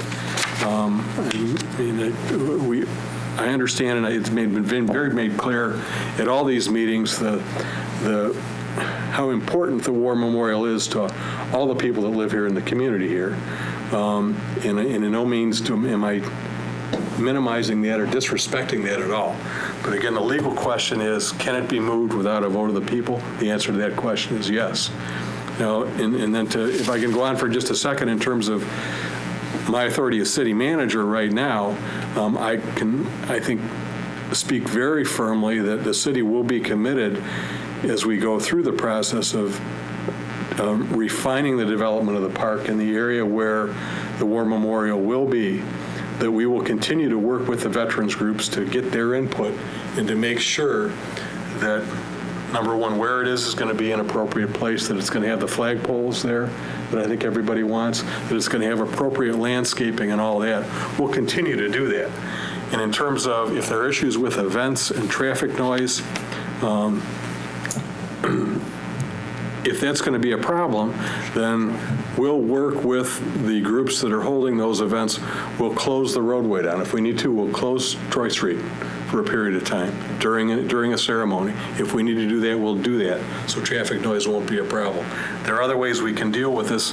If there are deficiencies or problems, we'll find a way to work with those. But again, we're committed to doing what's in the best interest of making that the special place that it needs to be. Commissioner Prush. Just to add two things very quickly, and I should have mentioned this before. When the task force met, we wanted to acknowledge the work that the people who put into the existing location of the Veterans Memorial put into that effort back in 2006 and 2007. We realized that it was a great deal of fundraising. It took a lot of time. It took a lot of effort. It took a lot of sweat equity on behalf of a lot of people to locate it there. And we don't want to diminish that at all by suggesting that we think it might be time to move it a little bit. There's no question at all that they did a great public service when they did what they did back in 2006 and 2007. And I've forgotten what my second point was, but that's a very important one, is that we acknowledge that the people who put in all that effort a number of years ago to locate it where it is was very important work. The other thing that I was going to say is that this memorial has been moved twice now, and it has survived. I mean, those are tough guys that are listed on the memorial, and this is a tough memorial. It's been moved twice. I think originally the biggest part of the statue was right out here in front of City Hall on the corner of 3rd and Williams. And then maybe, I think it was during the mid-90s when the parking lot was redesigned. The city people at that time thought that it was best to consolidate them. There were other memorials in different locations, and the best place to locate them is where they put them, which was at the end of the 2nd Street right-of-way, right there in the alley. Looking back on it now, we kind of think that that was not a very good decision, but at the time, the effort was put forward to consolidate them all in one place, so that when you had a service like a Memorial Day service or a Veterans Day service, there was enough public space around so that the band and all the people who wanted to come to the service could, and all of the services were all in all of the events, World War I, World War II, were all in one location for a Memorial Day service or a Veterans Day service. So looking back on it, it turned out that that was probably not a good location for them to stay, but at the time it was the best that they could do to get them all in one place to have a public gathering spot for the kinds of ceremonies that they wanted to have. But that said, it's really the task force recommendation that it's time again to move it to an even better place if this park is going to be redeveloped. Excuse me. Any other discussion? Comments, questions for MKSK, Mr. Fedeli, task force members? Oh, bye. Commissioner Macy. So just want to reflect what Commissioner Proust just said, because we heard several suggestions that it sounds like can be and will be incorporated into this. I think Mr. Gillum was talking about this too. The flagpoles, having some green area in front as well, like not having it be all that cement area in front. And also having an access. And it did look to me in the video like it wasn't raised, and I didn't know if that was part of it or not. And then also, when you answer that, also talk about, my understanding is that there is a hairline crack already, and that part of what we could do with the funds would be to possibly repair that, so. Yes, let me speak to the repair issue first. I believe when our consultants talked to their experts in terms of the monument and whether or not it could be moved, they got the estimate of $25,000 for the moving process itself. But if that area that is cracked has to be replaced, that might be an additional $25,000. There's no suggestion necessarily now that it is going to need to be replaced. But if for some reason when they start to move it and it just crumbles and there's no other alternative, then there's that possibility. But that money is certainly still within the budget as well. The other thing that I would add is that when the task force made its recommendation the other night, in terms of the memorial, they did it with the stipulation that the veterans groups be involved from this point forward in the design of the final product, including accessibility issues, because we realized that we don't want it all concrete in front because it's just too harsh, or even if it's just some kind of paver stones, that there be soft grass in front because we like the soft feel. But on the other hand, we want the ability of people in wheelchairs and walkers and so on to, like in the Memorial Day celebration, to get closer to the monuments than they can now. Right now, they kind of have to stay back by the library because it's difficult for them to navigate on the grass, especially when it's wet and snowy.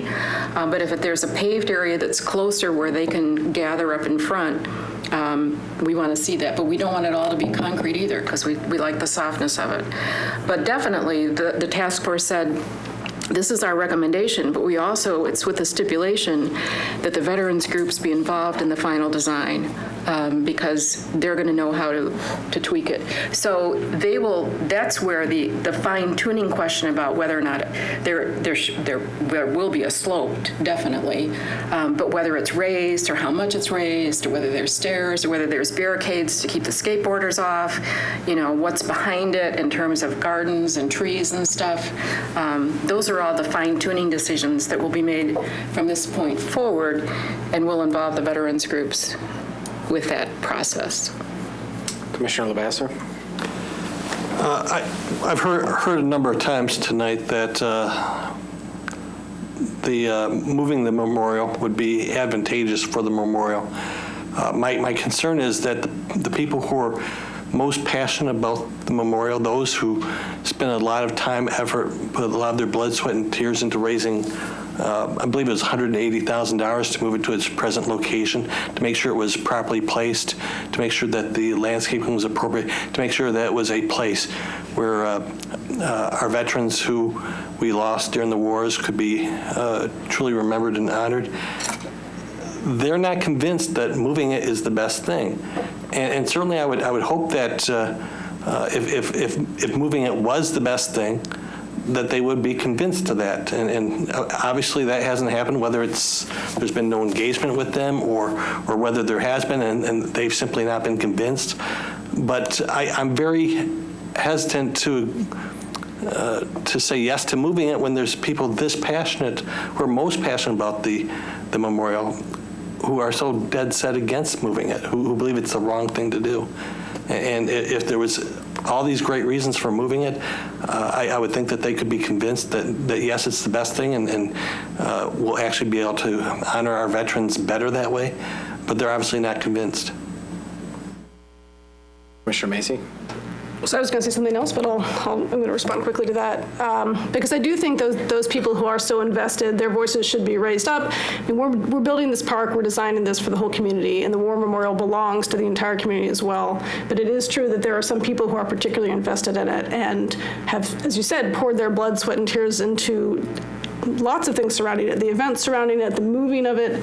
And so I do think we should be raising those voices up. And like I said already, I think to some extent we already have, because there's been some reflection of what kind of a place do they want this to be? And that's what we've been listening to, because the idea that I was thinking would be great is like, oh, right in the middle, like, everyone's going to come and we can have concerts right in front, but it's not at all what they were looking for. And I think I'm really appreciative that was reflected in the final design. But I also think that part of pouring your blood, sweat, and tears into something is it's very difficult to let go of that 15 years later, having something that you've raised all this money for and spent so much time on, having someone say, no, we're going to do something else. I can understand how difficult that is. And the park is changing. I mean, this area is changing so much, and I think that change is very difficult. But we have to look at what it's going to be, not just right now for the people who are really invested in the move that it was made already, but what it's going to look like 20 or 30 years down the road, and how people are going to be continuing to use and value that space. So that's for that. The other thing I was going to say was I was going to encourage MKSK, who it sounds like is going to be working with these veteran groups, to also work with our Dynamo library director, who's here right now. And I think you heard her say at public comment that she has some great input on some of these things. She's very thoughtful, and good luck with her energy. She's gonna have a million ideas for you. So I encourage you to meet with her as well and take advantage of that. Commissioner Douglas? Just listening to the discussion, I sort of had a thought that before. Some time ago, the area where the memorial is right now was framed by silver maple trees occupied by starlings.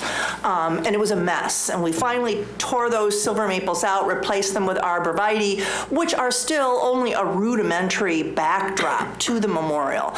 And here we are proposing, yes, moving it, landscaping beautifully around it, redesigning the physical access, the ramps, making it even more accessible to people, removing the grass, as Commissioner Perush points out, that is now a barrier to people who would like to get closer to it. There's so much more that we're going to be able to do to respect this memorial that we've never really done in the past.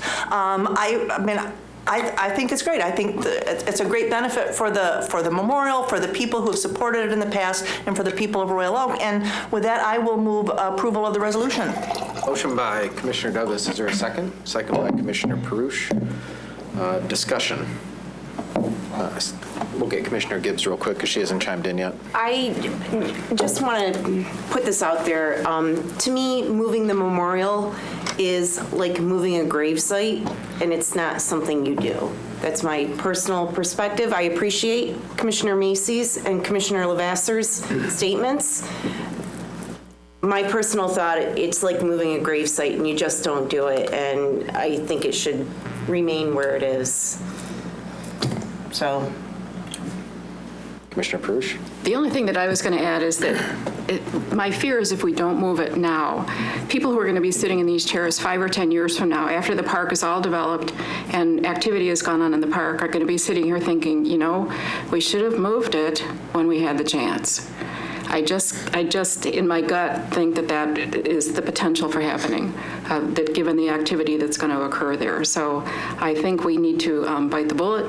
And this is not going to happen until 2021 at the earliest. So there's a lot of time for planning. There's a lot of time for all kinds of input. So it's not like this is going to happen this summer. But on the other hand, I think this is the time to do it in order to do it right. Commissioner DuBuc? Yeah, I would echo Commissioner Macy's statements that we're building a park for the entire community, so for all 60,000 or so Royal Oakers to the tune of $4.5 million, and that's an opportunity, one, to maximize the use of the space for everyone, but also an opportunity to beautify and really do some placemaking around the memorial. And I think people are thinking about it in the context that it currently exists in and not the context that it will be in once the entire landscape around it changes. And once that happens, whether it's here or here, is not what's important, but what we build up around it. And I think we are on the right track to create a space that is all of the things that those who have come forward have asked for. And I think we've committed ourselves to providing that. So the 30 to 40 feet doesn't dictate whether or not we get that outcome. So I think this is the right course of action. So I was unanimously supported by the task force after thorough consideration, and happy to support the motion. I'll just add that, you know, certainly we empathize with the personal attachment that people have with the current location.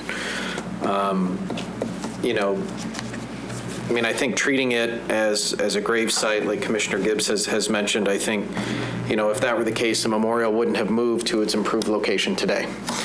And for all the same reasons that group came together and raised money and moved it to its current location are almost identical to the same reasons and logic that I've heard from the downtown task force and, you know, in aggregate over the 1,500 people that have had input on this park design. Like Commissioner Macy said, you know, the memorial belongs to all of us. It's not a place where a few honor our fallen. It's a place where all honor our fallen.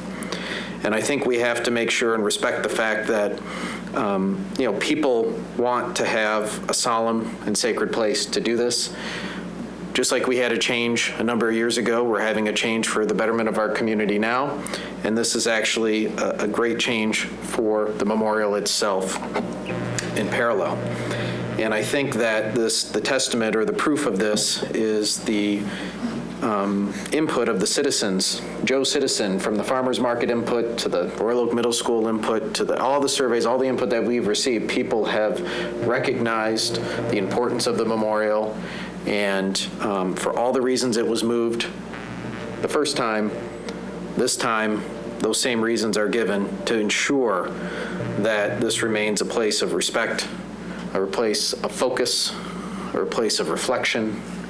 And I think that while we may not all share that exact opinion, especially those closest to the last movement of this, I think this is in the best interest of our community, because the most important thing that we need to do is make sure the story of these fallen is told for generations to come.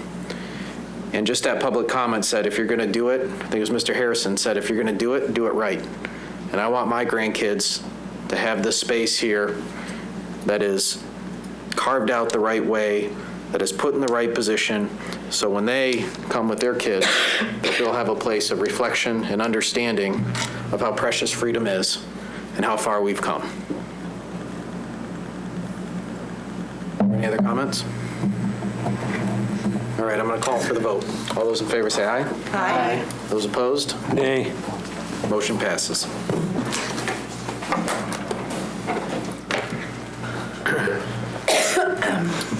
I wonder if it would be appropriate while MKSK is still here, if they could give us an idea on next steps. Yeah, I think that's highly appropriate. We should put our consultants on the public record to make commitments that we can point to videotape versus contracts. No pressure. Just for the benefit of the public. That's right. Good evening, Mayor and council members. Next steps was the question.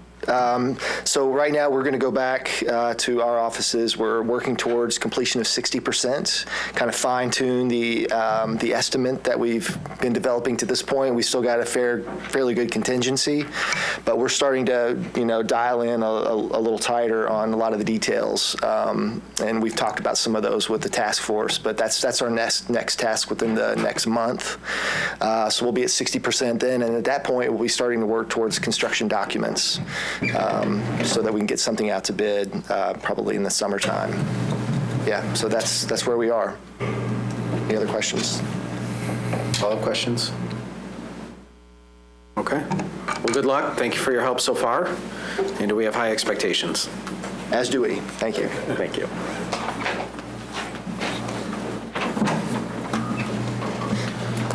All right, on the topic of the park, this brings us to item 9, the approval of Henry Ford Health System sponsorship agreement for the downtown park. I presume, Mr. Gillum, this is yours. That's correct. Mayor and City Commissioners, not too long after Henry Ford Health System reached an agreement with Central Park Development Group to occupy the office building that's being constructed on the site of the former William Street parking lot. Henry Ford reached out to the city to discuss the possibility of becoming a sponsor for the downtown park. Obviously, the element of the downtown park in the Civic Center development was a major attraction for Henry Ford in terms of their decision to move into the building to be constructed next door. So those discussions have gone on for a fairly long period of time. We've covered a broad range of issues. For example, we had been talking with Henry Ford at one point in time about an agreement that would last for 3 10-year terms. We went back and forth on some of the other details. The bottom line is we have, subject to your approval, reached an agreement with Henry Ford for them to act as a sponsor of the downtown park for a period of 10 years. And the commitment from Henry Ford would be over the period of the 10 years to donate to the city the sum of $50,000 a year for purposes of maintenance and development of the downtown park. So that money would be money that would be going back into the downtown park. It's not money that the city would be free to spend anywhere else. To answer some of the questions that were asked during public comment, this is an agreement just for sponsorship.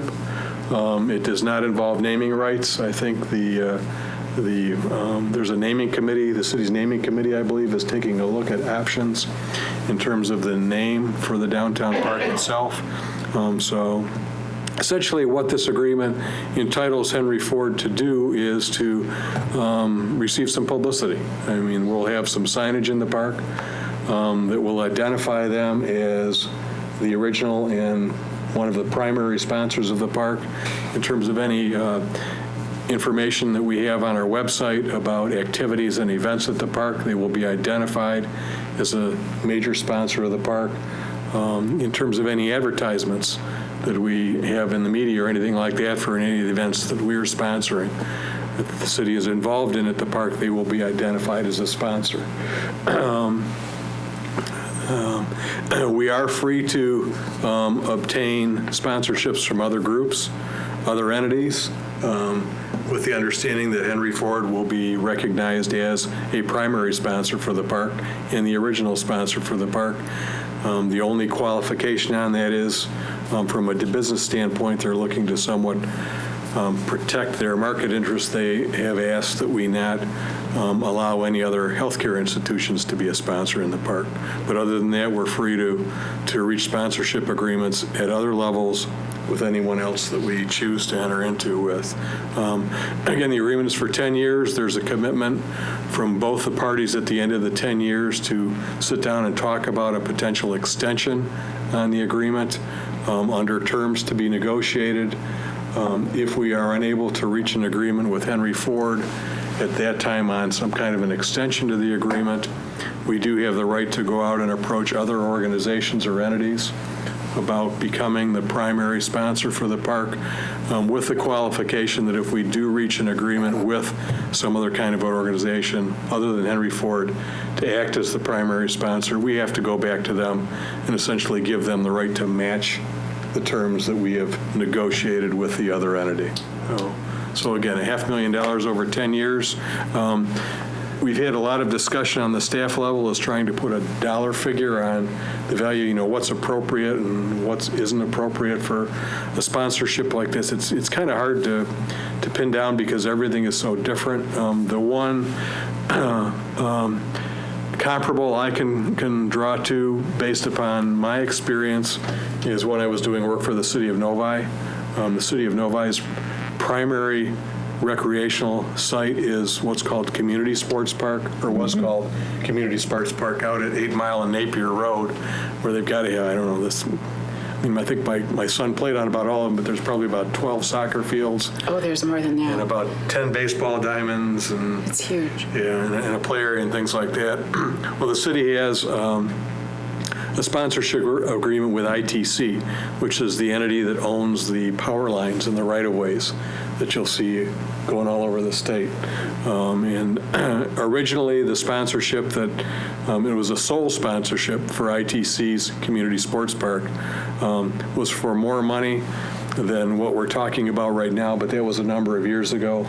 But the most recent renewal that the city entered into with ITC for the sponsorship of that park was for the amount of $50,000 a year, which is what we're talking about here. So For a much larger park. For a much larger park, that's correct. So again, we think this is a fair agreement. We would recommend approval of the proposed resolution. If you have questions, I'd be happy to try to answer.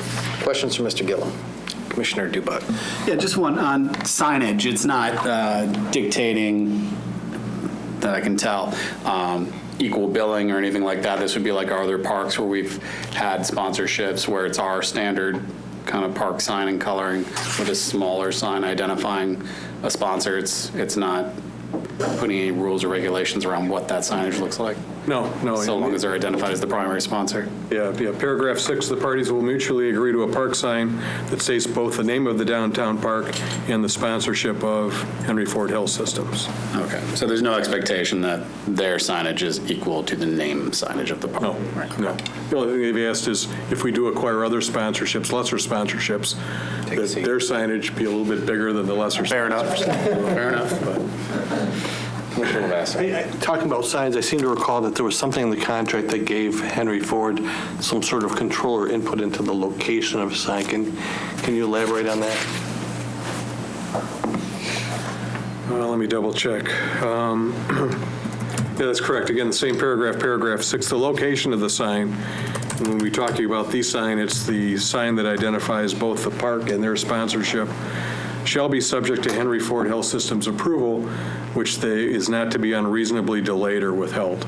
So that approval, it is the location of that particular sign or signage identifying them as a major sponsor is subject to their approval, but it's a reasonable approval. So, Does that mean we could have another sign that doesn't reference their sponsorship? yes, I believe it does. And I think what they're trying to protect against is us burying their sponsorship inside, a plot of ferns, so no one sees it. They want to make sure, if they're next to the restroom or something. Yeah, exactly. Next to the restroom. Yeah, so. Commissioner Macy? What's the advantage to the city to lock this in with Henry Ford now rather than waiting to see what we get offered for this? I mean, that's a pretty nice video, that park. And this is a pretty prime location. I mean, I'm not saying it's bigger than the Novi Park, but I've never heard of that park. Anyway, just asking. I mean, That's for everyone, I guess. that's always an option, and that's something that I think the commission considered at one time as to whether or not the sponsorship for the park should even go out to bid. But there is a logical connection with Henry Ford. They're going to be right next door. And candidly, they're putting $500,000 on the table right now. So. I'd also argue, too, that Henry Ford Health System has committed to do above and beyond this. This is just the park sponsorship, but to do philanthropic work and, health-based work on a volunteer basis and all of that throughout the community. So, it's, even though this is a singular topic here, what synergies come with, that sort of vested relationship is also something to consider as well. And again, we're free to explore other sponsorships too. Yeah. But just they would be of a lesser level. Right, but also not with another medical care facility. And you may or may not know, but we have another one here in Royal Oak that I'm sure Henry Ford is very happy to be boxing out of this. Just throwing it out there. And we have other prominent spaces in Royal Oak. If that other institution wishes to do a similar sponsorship, I'd be happy to have lunch with them, my treat, to talk about that. Commissioner DuBuc. Yeah, I think that's something that I've struggled with as well, and where I've landed is, based on our previous discussions on this, is that we have no frame of reference for this value, which means it's equally as likely if we were to go out to bid to come in lower as higher, and this is a meaningful amount of money that will help contribute to this park. There's a synergy with Henry Ford Health Systems being the direct neighbor, and I think this helps us to establish a baseline for the time being to explore other sponsorships and to look, after that 10-year mark to what is the real value of this, because we really don't have a frame of reference for it. So $500,000 is real money. I'd rather not gamble it. Commissioner Douglas. A bird in the hand is worth two in the arborvitae. So what Commissioner DuBuc just made me think of, though, is that this sponsorship is worth the most right now, it seems to me. And the Novi Park a little bit backs that up, that there was a larger sponsorship at first. So after people spend 10 years calling this whatever park, I almost said it, Mr. Harrison, I almost said it, sponsored by Henry Ford, 10 years down the road, it's not going to be worth as much for someone else to step in. Anyway. My business sense says I disagree with that logic. I think the more mature and established and the more activity we see in our downtown, it has more value down the road. So as some of the other developments come on board, as more people start to come downtown for all the different event planning and everything, and as people can actually, instead of guessing what the benefits are, they can realize with their own eyes. The increased traffic and the increased awareness and the increased people coming to our town, I think it does, in the beginning it has a certain value that's kind of unknown, but I think down the road it becomes more valuable and those sponsorships would be more real. And you also have the opportunity to, I think, put those out. I mean, and you see this in business too, like in engineering when you develop new projects or products, sometimes you don't go out to bid and say, hey, invent me this new autonomous car or whatever. You work with people, you kind of get an idea of what things cost, and then as it matures after the first cycle, then that's when you really go hardcore, because then the value's known. But I'll just respectfully disagree. I think the value of this when it's complete and when people can see with their eyes how beautiful the park is, and when people, these are great drawings, MKSK, don't get me wrong, I think that there will be more interest and more value. Commissioner Prush? Well, I'll let Mr. Gillum make a point, and then you can come back to me. Yeah, no, I'm obviously not trying to turn this into a debate, but you could also make the argument that the need for the money is greater now as we're developing the park than it's going to be in 10 years. So if the value of a sponsorship does go down, then we may not need the money as much in 10 years as we could really use it right now to get the park up and running. So. My point was going to be really similar. By the terms of the agreement, the first $50,000 payment comes in on April 1st of this year, and the park's not even going to be developed yet, but they're still going to be making that first $50,000 payment.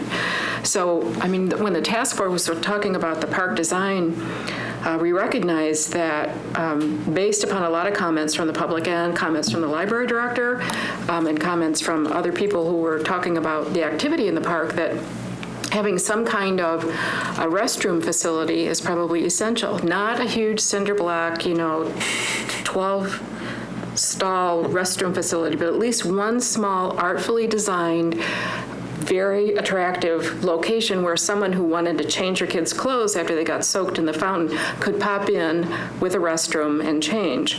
But that cost is $200,000, I think, on the budget. I'm not sure, but it's something like that.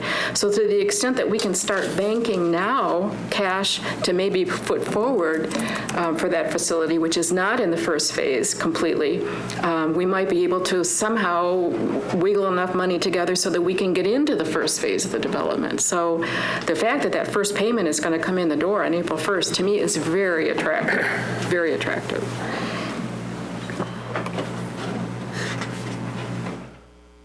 So I will make a motion to approve this.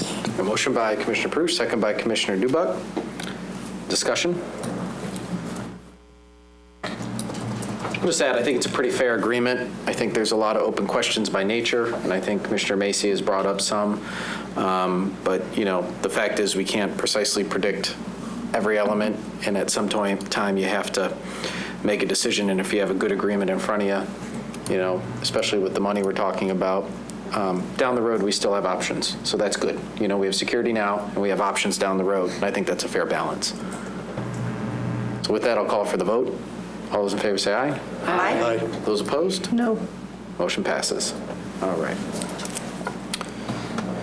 So this brings us to item 10, which is the discussion and status of Royal Oak Manor parking requested by Commissioner Lavasser, Commissioner Gibbs, and Commissioner Macy. Mr. Callahan. Yes, Mayor, Commissioners.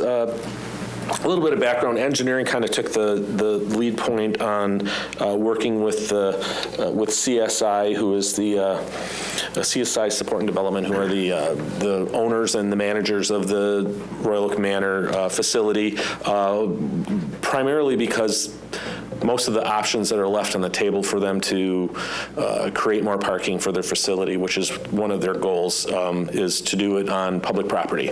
So engineering department, being in charge of the public property, kind of like took the lead role in working with them. And this has been going on for almost 2 years now. And we prepared a report of what's occurred over the last 18 months. And there are some members of the CSI team here tonight to answer any questions if you want. But I did hear from them that they're hoping to submit a proposal to the planning department to utilize the 7th Street portion of right-of-way, which is actually railroad right-of-way that we have an agreement with them on, and the railroad is open to the idea. For them to, I think they're going to gain about a dozen spots in their parking lot when they redo it, and they can probably tell you more about it themselves, how they plan on getting the funding that they need to do that if they want to come forward. But they're here to answer any questions. I'm here to answer any questions. But Mr. Callahan, just to reiterate, this isn't something that you pulled together last minute since this was requested. This is something that, in fact, the engineering department and the former city manager have been working on options with the property manager for years. And in this particular solution that was looked at was something that had to be motivated from the property manager to seek approvals to use the public land, get the access, et cetera. Correct. We didn't go into any bit of the history of how the manor was constructed in the first place or what variances they received. But yes, this is, as many of the commissioners saw, this report was put together from a couple emails that I had done over the last 6 months or so. Just an update to keep people up to date on what was happening with staff, and that we're still working with the CSI people to help them find solutions to the issue that they have with the lack of parking for the residents. Commissioner Perush? Could I ask the some CSI people how you manage the current parking situation? I drove last fall before the snow stuff started. I just drove through both the parking lots, and I noticed that all the parking spaces have numbers. Is each parking space assigned to an individual tenant, or is it first come, first serve for everybody? Yes, so the spaces are all assigned, and so we had got a variance when the building was built in 1973. It's 240 apartments. We started with I believe it was around 80 or 90 parking spaces in the main lot, and then several years later purchased another piece of land to make an additional lot. So there are 108 spaces total. Back in 1973, that was sufficient for the building because not a lot of people were driving. It's a senior property, and that was just kind of the idea back then that people were thinking, oh, seniors aren't driving, we can get by with this smaller amount of parking. Over the years, the need has increased quite a bit. So right now we have quite a long wait list to get a parking spot. We have around 30 people who purchase parking passes from the city and park in the lot across Main Street, which has worked for the most part, but it's a struggle because it's an additional expense for those folks, and then also the issue of having to cross Main Street where there's no light or anything to get to their home. And so it's something we've been really struggling with for a number of years and looking for any type of solution on that we could. And so we're really excited about the opportunity of being able to create some more spaces. We're looking at about a dozen, which is significant. It's not enough to totally solve our problem, but it makes a big dent. Are the individual parking spaces attached to an apartment? Like if you rent apartment number 10, you're going to get parking space number 10, or are the parking spaces assigned separately? It's a separate wait list and it's a separate system. Yep, it's a separate system. So they're assigned based on seniority of lease date. So the folks who've been there are longer can get a parking spot. Okay. So if I'm a new tenant coming to the building and I have a car, you might have an apartment ready for me in a month, but on the other hand, I probably won't get a parking space in a month. So those would be the people who would be having to rent or get a parking permit, like from the city, or not use their car or put their car someplace else. Exactly. So the people who are getting the parking permits, those are primarily newer tenants than people who've been there for a while? Generally speaking, yes, but not necessarily because we have had such a shortage and such a long wait list. And we do also have a significant number of folks who have a physical disability and so need priority in parking. So they get on a priority wait list and get a spot ahead of other folks. So generally we're able to work with somebody who's moving in and has a need due to a disability and get them a spot sooner. But that means that we have people who've been in the co-op for quite some time who've just been on the list perpetually and have not been able to get a spot. Okay. But generally, when a new prospective tenant comes and they have a car, they understand that there's a pretty good chance that they're not going to get a space in the lot right away. Yes. Okay. Yeah, we used to advertise in our brochures and everything free parking because that was the situation. Though we don't charge for the lot for residents, and it is a big perk for them. But we have been very careful about how we've handled that recently, and it is a struggle for us renting apartments because a lot of the time folks expect to be able to have parking, and when we explain that there is a sort of an indefinite wait list at this point, it's a challenge. I noticed on your website it says limited parking, so it's a red flag that it's it's a potential issue. But also that means that if somebody really, really wants a parking space right away, they know that they can or should explore other living options. Try to find living facilities and other facilities in Clausen or in our other facilities or any other locations that might have a bigger parking area or a shorter wait list or whatever. So new tenants, I would think, coming in, if they're given the option, you can buy a permit, but you're going to be across Main Street, they at least know ahead of time that if that means to them that they need to explore other housing options, they can do that. Yeah. And unfortunately, even gaining the 12 or so spaces, it will be very significant for us, but it really will just be a dent into the existing folks who've been there for a long time and been waiting for spaces and paying for the city spots and struggling with that for years. Yeah. I have a question for Mr. Callahan. You mentioned in your memo the development of angle parking along William Street. Is that something that is, once the whole plan is approved, that could go forward right away? Because I have a feeling that the railroad spur issue is going to take a little bit more time. Or is the angle parking on Williams not going to happen quite that fast? Well, the angled parking on William Street was one of the options, but I don't think CSA wanted to pursue that option. Oh. It wasn't necessarily the best option for them. They could probably give a little more explanation of why they didn't want to go down that route, but we had the space available. We would have to cut down some trees, and we all know that the engineering department is very good at that, but it wasn't something they wanted to pursue, for them anyways, and I'm not quite sure. They would have to be done under a license agreement, and which the city's open to those types of things when it's got a public benefit like this. So you guys want to talk about why you didn't want to look into the angle parking on the street? Yeah, so the issue that we were having was in our discussions, we felt like it was a little unclear whether the spaces would actually be reserved for tenants of Royal Oak Manor.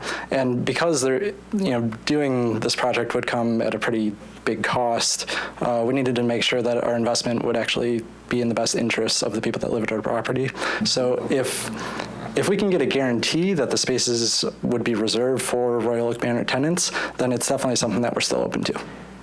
Okay, and just so you know, we've explored the idea of reserving parking that's been created on the street for businesses, and we could probably follow that model. I don't know that we would have as much objection in front of the manor as we did in some of the other places we've done this, but we can still work with them on that. And that would probably get them out another dozen places. Now, you mentioned investment in parking, for that potential situation. Do you guys charge for parking? Like, do you say there's a parking fund for your building? Everyone has to chip in a few dollars a month?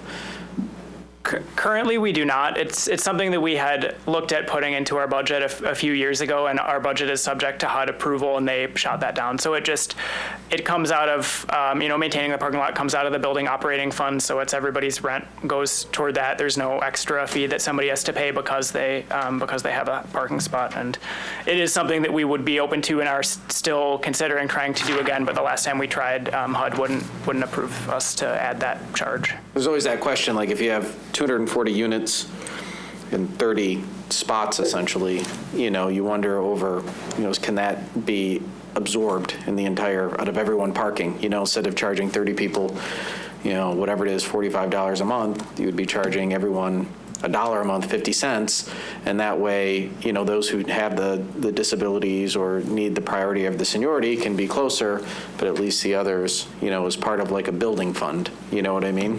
Yeah, and we did actually, there was a period where we were using the building operating funds to subsidize folks buying the city parking passes, but that was something that HUD said we could no longer do. So it is something we would like to maybe do again at some point in the future, but we have to revisit that with HUD because they wouldn't allow it the last time we asked for it. Okay. Commissioner DuBuc. Mr. Callahan, I know that with Barton Tower, years back, we vacated some of our right-of-way there, some of our easement there, to allow for the expansion of the parking, so there's a precedent for that. Is that a different situation than where we would be putting angled parking on 7th Street, or is that an option? It's a similar situation. Part of the area that we gave them the license agreement to create more parking is it's enclosed to their parking lot, so the public really couldn't get to it. I think there's some signs right at their entrance that says Barton Towers parking only. So if you've gone past those signs and parked in those new spaces they created with the license agreement, I'm not quite sure how they enforce it, but this on the street, it would have to be signed appropriately. It says permit parking only, and then there's 12 permits that are issued, for those spaces if it's 12 spaces.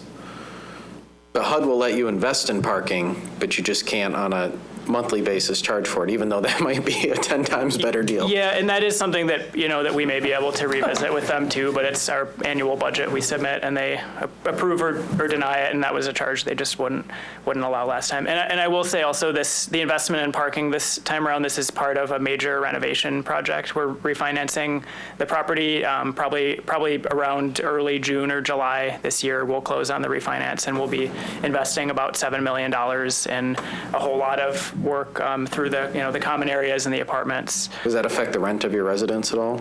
It will, yeah. So we're still remaining affordable housing, and we have partial subsidy, but we have some level of market rent increase every year. We have affordable housing market rents, so we have most of the about 80% of the folks in Royal Oak Manor pay a market rent, but it's just still within affordable housing standards.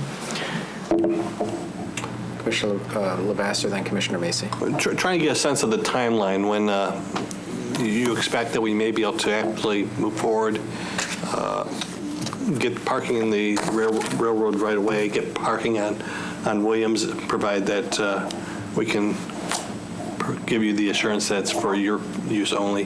What type of timeline can residents expect? We would probably be, so the plan currently is to close on the refinance around June or July of this year. And the renovation project will last 1 year. We would probably do the parking lot toward the end, just because throughout the renovations, we have, a lot of trucks coming in and out, and it sort of makes sense logistically to wait. So it probably would be spring, summer of 2021. It's hard for us to say completely for sure right now, but that's what we would likely be looking at. Commissioner Macy? So with the $7 million renovation that you're doing, it sounds like you've been working with our city engineer, and I know you've been working with the police as well to get some parking situation worked out, but it sounds like the parking is a really pressing problem. Are there any things other than what we have here at engineering that you're doing to bring more parking to the Manor residents, or is it just what we have in front of us? Take that one. So because of the cost of building parking, we're kind of constrained with how much we can do. So for example, it's been suggested that we build a parking deck, a parking structure, but the costs are really high on that, and we have to stay within the constraints that HUD and MSHDA have for us. So to answer your question, these are pretty much our only options, like closing off 7th Street with the railroad property and doing the angled parking on Williams. So you're really unable to invest any money in parking, it sounds like, at all. That's very strange. Not any money, but we have to stay within guidelines per unit, basically. So if we have to put a lot of money into parking, and I'm talking like for a structure, I think it's like $40,000, don't quote me on that, per space. That's money that's going to come out of what we put into the units, and that might affect the longevity of the building. So that's kind of our primary concern. It's making sure that Royal Oak Manor continues to be a quality, affordable place for seniors to live for generations. Okay, because I can tell you guys are interested and concerned about this, but it doesn't, I'm unclear on this. The numbers don't add up at all, and it's not going to get better anytime soon. So is there like a 10-year timeline for doing something, or?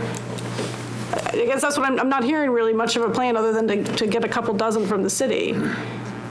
Yeah, so as Zach mentioned, this is sort of, we have looked into a lot of options as far as basically how to make the best use of the space that we have. And initially we talked about building up. We are also, of course, when we're going to redo the whole parking lot, and in addition to expanding out into this new area, we're going to work with the work with our architect and make sure we're absolutely maximizing the space that we have. So currently there's, you pull in and there's little gravel median areas and some landscaping around the parking lot. And so we're going to make sure that we really do everything we can with the existing space we have, but we are, constrained by the space that we have and any other space that we may be able to expand to. Okay, and then the other question I had was, is there a spot for caretakers? Like, is there spaces for people to come who are like family or caretakers who are coming to visit, or are they just kind of on their own to find places around the area? Yeah, we haven't been able to provide parking for visitors or caretakers. Just a quick question too on that. Have you guys looked at making any policy modifications as it relates to your parking program? There's always speculation that, there might be cars there in the lot that have tags that are really old, or maybe the car hasn't moved, or they're assigned to somebody that no longer has a driver's license. Do you guys have any sort of thing embedded in your policy that says, hey, if you're going to, use these spots that are scarcity, you actually have to be using them, and if you're just using it to store a car, and you don't have a valid driver's license and you don't have proper tags on it, that you have to move to the bottom of the line. Is that something you've looked at or had success with? Yeah, absolutely. So we have similar policies at all of our properties, but it's especially important at Royal Oak Manor because parking is so limited. So we have requirements about you need to have a valid tabs, valid license and registration to occupy a space. You have to actively use the space. So if you are basically using it for storage or not even leaving your vehicle there, we revoke the space, and we do that occasionally. Okay, good. Commissioner Lavasser. Just following up on something you mentioned earlier about your waiting list, basically how long are people on the waiting list before spaces finally do come available for them? In the about 2 years that I've been working in some level with Royal Oak Manor, we have, I believe, not been able to assign a single space to somebody who is on our traditional waiting list because all the spaces have been assigned to people who are on the priority list for folks with a need due to a disability. So it's been to that point that parking is so tight that the frequency with which we have spaces come up is not as much as, we have people coming to us with requests where they have a verified disability and a need. Okay, so the person who's next in line on the general list, he's been on there for at least 2 years, he or she? Yeah. And it could have been longer than that. It just seems that no spaces are becoming open for a person in that position. Right, and actually, Ellen Ashley may have a better answer to that question, if you don't mind me deferring to I don't mind. Just a moment. Yes, just to let you know, I've been on the list for 4 years, and I probably will never get a parking space because of the reasonable accommodations. So every time there's a reasonable accommodation comes in, it pushes everybody back. So like right now, we were down to 1 accommodation getting in. Now we're up to 3. So I was sitting at number 4. I am now number 7. So as I said, I've been there 4 years. I'm probably, I'm 4th from the top. I'm really 7th from the top now. And if another person, and we just had 2 people moved in, or 2 people moved in, I think 1 has a car and 1 doesn't. So if that person gets reasonable accommodation, I go now down to number 8. So that is how it is. So I may never get a parking space at all. And that's the way it is for the rest of the 30 people on the regular list. Right. Thank you. Okay. Any other questions? This is a report out. We didn't talk about the medians at all, but I do know we've been having that conversation for a long time. For at least 2 to 3 years, we've kind of recognized that we needed a little safer crossing there, and I know Matt took some leadership there along with our former city manager to meet with, I don't know if you guys were there at the time, when Don Johnson came over there, we brought it back for some planning and some analysis, and it sounds like those are going to be coming to fruition. Project is out to bid as we speak. It should be back to you at the next commission meeting for award. Yeah. And we're talking about Main Street here. I mean, as much as we all have great ideas, it takes a lot of time and planning and study because what you think might be safe might not be safe, and we got to make sure engineering vets it and goes through it and make sure it's in the budget, and there's a whole due process. Government purposely doesn't work fast, so we try to avoid mistakes. But, I just use that intersection Sunday, and, having those medians there, I think will be a tremendous help for everybody, not just the people living at Royal Oak Manor, but everybody, including my dog, who likes to get ahead of me before jumping into traffic. Yeah, we're very appreciative of that. That's long been a struggle because, even with extra spaces, we will inevitably have folks going across Main Street, and that's been a concern we've heard from a lot of residents, is that crossing can be dangerous, and so we really appreciate it. Well, we found benefit in other parts of the community too. When we did the, pedestrian-friendly roads up on Main Street and all of that, we put some of those islands in, and just driving around, I see kids with their band instruments and everything crossing the street. They used to play Frogger, and now they actually have safe areas to cross. You see on either side of Main, people get into the parks back and forth, and the improvements that we made there, I think, given even additional traffic down at Main, especially there, will be very helpful. Any other questions, discussion, considerations, explanations? determinations, manifestations. Okay, good? We're good. Okay. Thank you. Yeah, thank you very much for making it out tonight, shedding some light on the topic. Thank you. All right, that brings us to, we had 2 additional items added to the agenda. Vacancy on the animal shelter. Commissioner Vassar? Yes, it came to our attention recently that the chair of the Animal Shelter Committee inadvertently has been removed from the committee due to 2 absences in a row. A little bit of an unusual situation. Typically, she Commissioner Douglas may have information that I don't have, but my experience the last couple of years is she typically is out of the state during the months of December and January. And I think that was the case this year. Usually there's only 1 meeting during those 2 months. There's usually not a meeting in December. But this year this past year happened to be a meeting in December as well as a meeting in January. She was out of the state at the time, missed both of them, and per our ordinance is now deemed to have vacated that spot. This is a very dedicated volunteer. You may have seen her at the animal shelter. She would, I'm sorry, at the farmer's market where she would,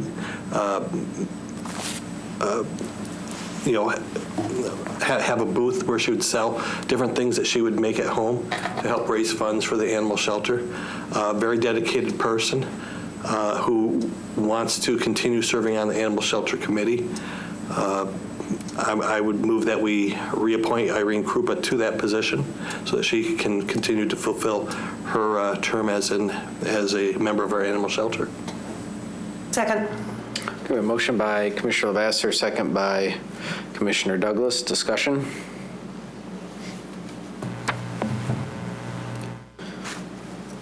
You were the one involved directly in having this ordinance changed as well. I know. But this is how it works. I mean, yes, sometimes people, miss 2 meetings inadvertently, but, they have the opportunity to petition the appointments committee to be reinstated, and it's as easy as this. Okay. I don't disagree. I just wanted to make that point. Commissioner DuBuc? That's the ordinance working.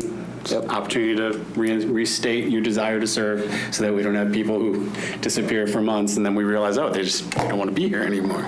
So this is the ordinance working. Okay. All right.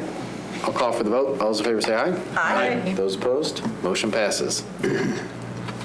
All right. The next was an update on the search for the city manager. Mr. Gillen? Mayor and City Commissioners, I'll share publicly the information that I think I've been sharing with you for maybe the last month or so altogether. But as you know, we've retained a consultant, GovHR, to lead the search for a new city manager. After receiving input from the City Commission, from members of the staff, from members of the community, GovHR did go ahead and post a job description and a notice of the opening for the position of city manager. That was in the 2nd week of December. Given the fact that it was the holiday season, the posting was open a little bit longer than normal. The posting was open through a week ago Friday, so it was open through January 17th. That's when the application deadline closed. As of the close of business on the 17th, GovHR had received a total of 114 applications for the city manager position, which according to our consultant is a very large number for a management level position in a community. So I think that's encouraging on a couple levels. I was at the city school liaison meeting last week with some members of the school board and passed that information along to them and indicated that from my perspective that's a compliment to not only the city but also the school systems and really everyone in the community. If we have that many people that are interested in taking the helm here, we've got to be doing something right. So 114 applications. Our primary contact at GovHR, who is local, is in the process of going through and culling all those 114 applications. The majority of those applications were submitted in confidence, and under the Open Meetings Act, we are allowed to meet in closed session. The City Commission is to discuss the qualifications of those individuals who asked for anonymity when they applied. What we're anticipating is that we will have a closed session with the Commission in 2 weeks on February 10th with the rep from GovHR to go over the applications that were submitted in confidence and to generally obtain input from our contact person as to his recommendations for process and things like that. Ultimately, the City Commission will be making decisions about who will be interviewed. Those interviews will all take place in public.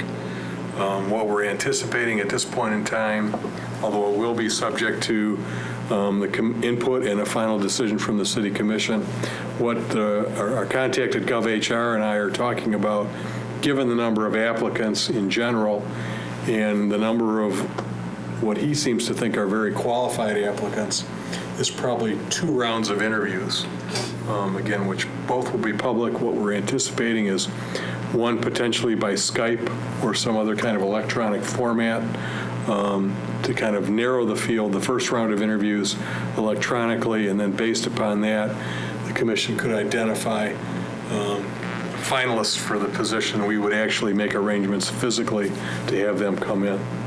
And then from there, if there are other steps in the process that the Commission wants to take, if you want to, I know other communities have been looking for manager recently, and some of them, for example, have had like meet and greet sessions with community leaders, with members of the staff. If that's something the Commission wants to do, it's something we'll be doing also. But we are moving forward with the process. We'll be coming forward and trying to identify candidates for interviews. Those interviews will be public. At this time, we would like to think that we'll have someone potentially that we'll be bringing on board as a city manager. I would think maybe sometime in the month of May. Questions for Mr. Gillum on the status? Commissioner Prush? When you mentioned the number of 114, that is an enormous number. Can you tell us, are they coming from primarily the Midwest, primarily from Michigan? Are they? I know that it was a national search. Are there some from others, California, or maybe you don't know because you haven't been going through them yourself? No, I asked for some general information from the pool from our consultant, and without identifying all the candidates, he did give me some information. All the applicants, he did give me some information. The majority are from Michigan. There are a number from the Midwest, but there are some other candidates from states that you might be surprised by. We had some down in Texas. California, I don't remember off the top of my head. That's okay. But yeah, he feels that it's going to be a very representative sample, and it's going to make for some hard decisions by the City Commission as we go through the process. What I would expect with our reputation within the state of Michigan, that there would be a lot of, people excited that really know Royal Oak inside and out. That's probably why we have 114 versus maybe other communities might have less, but maybe more well distributed. We're probably still pulling from all those other states, but we get an extra boost with Michigan applicants because it's just my hypothesis, because people know what we're doing here and the success we've had. And by the way, I think the main contributor, yes, it's a testament, those applications, to everything that we're doing here, but I heard rumor has it, it's because we have an awesome city attorney, but again, I can't confirm that. I think it's just... That's absolutely untrue. Yeah, I didn't hear that.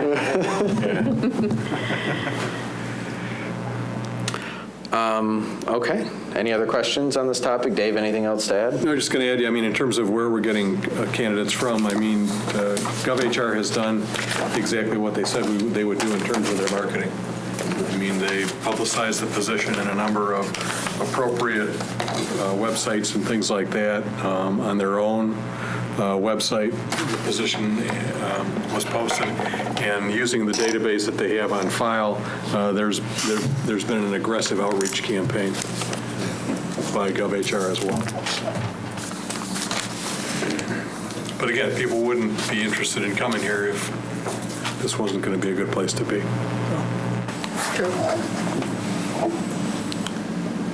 Great. Commissioner Douglas. I move we adjourn. Motion by Commissioner Douglas, second by Commissioner DuBuc. Discussion? All right, with that, call for the vote. All those in favor say aye. Aye. Those opposed, motion passes. Adjourned.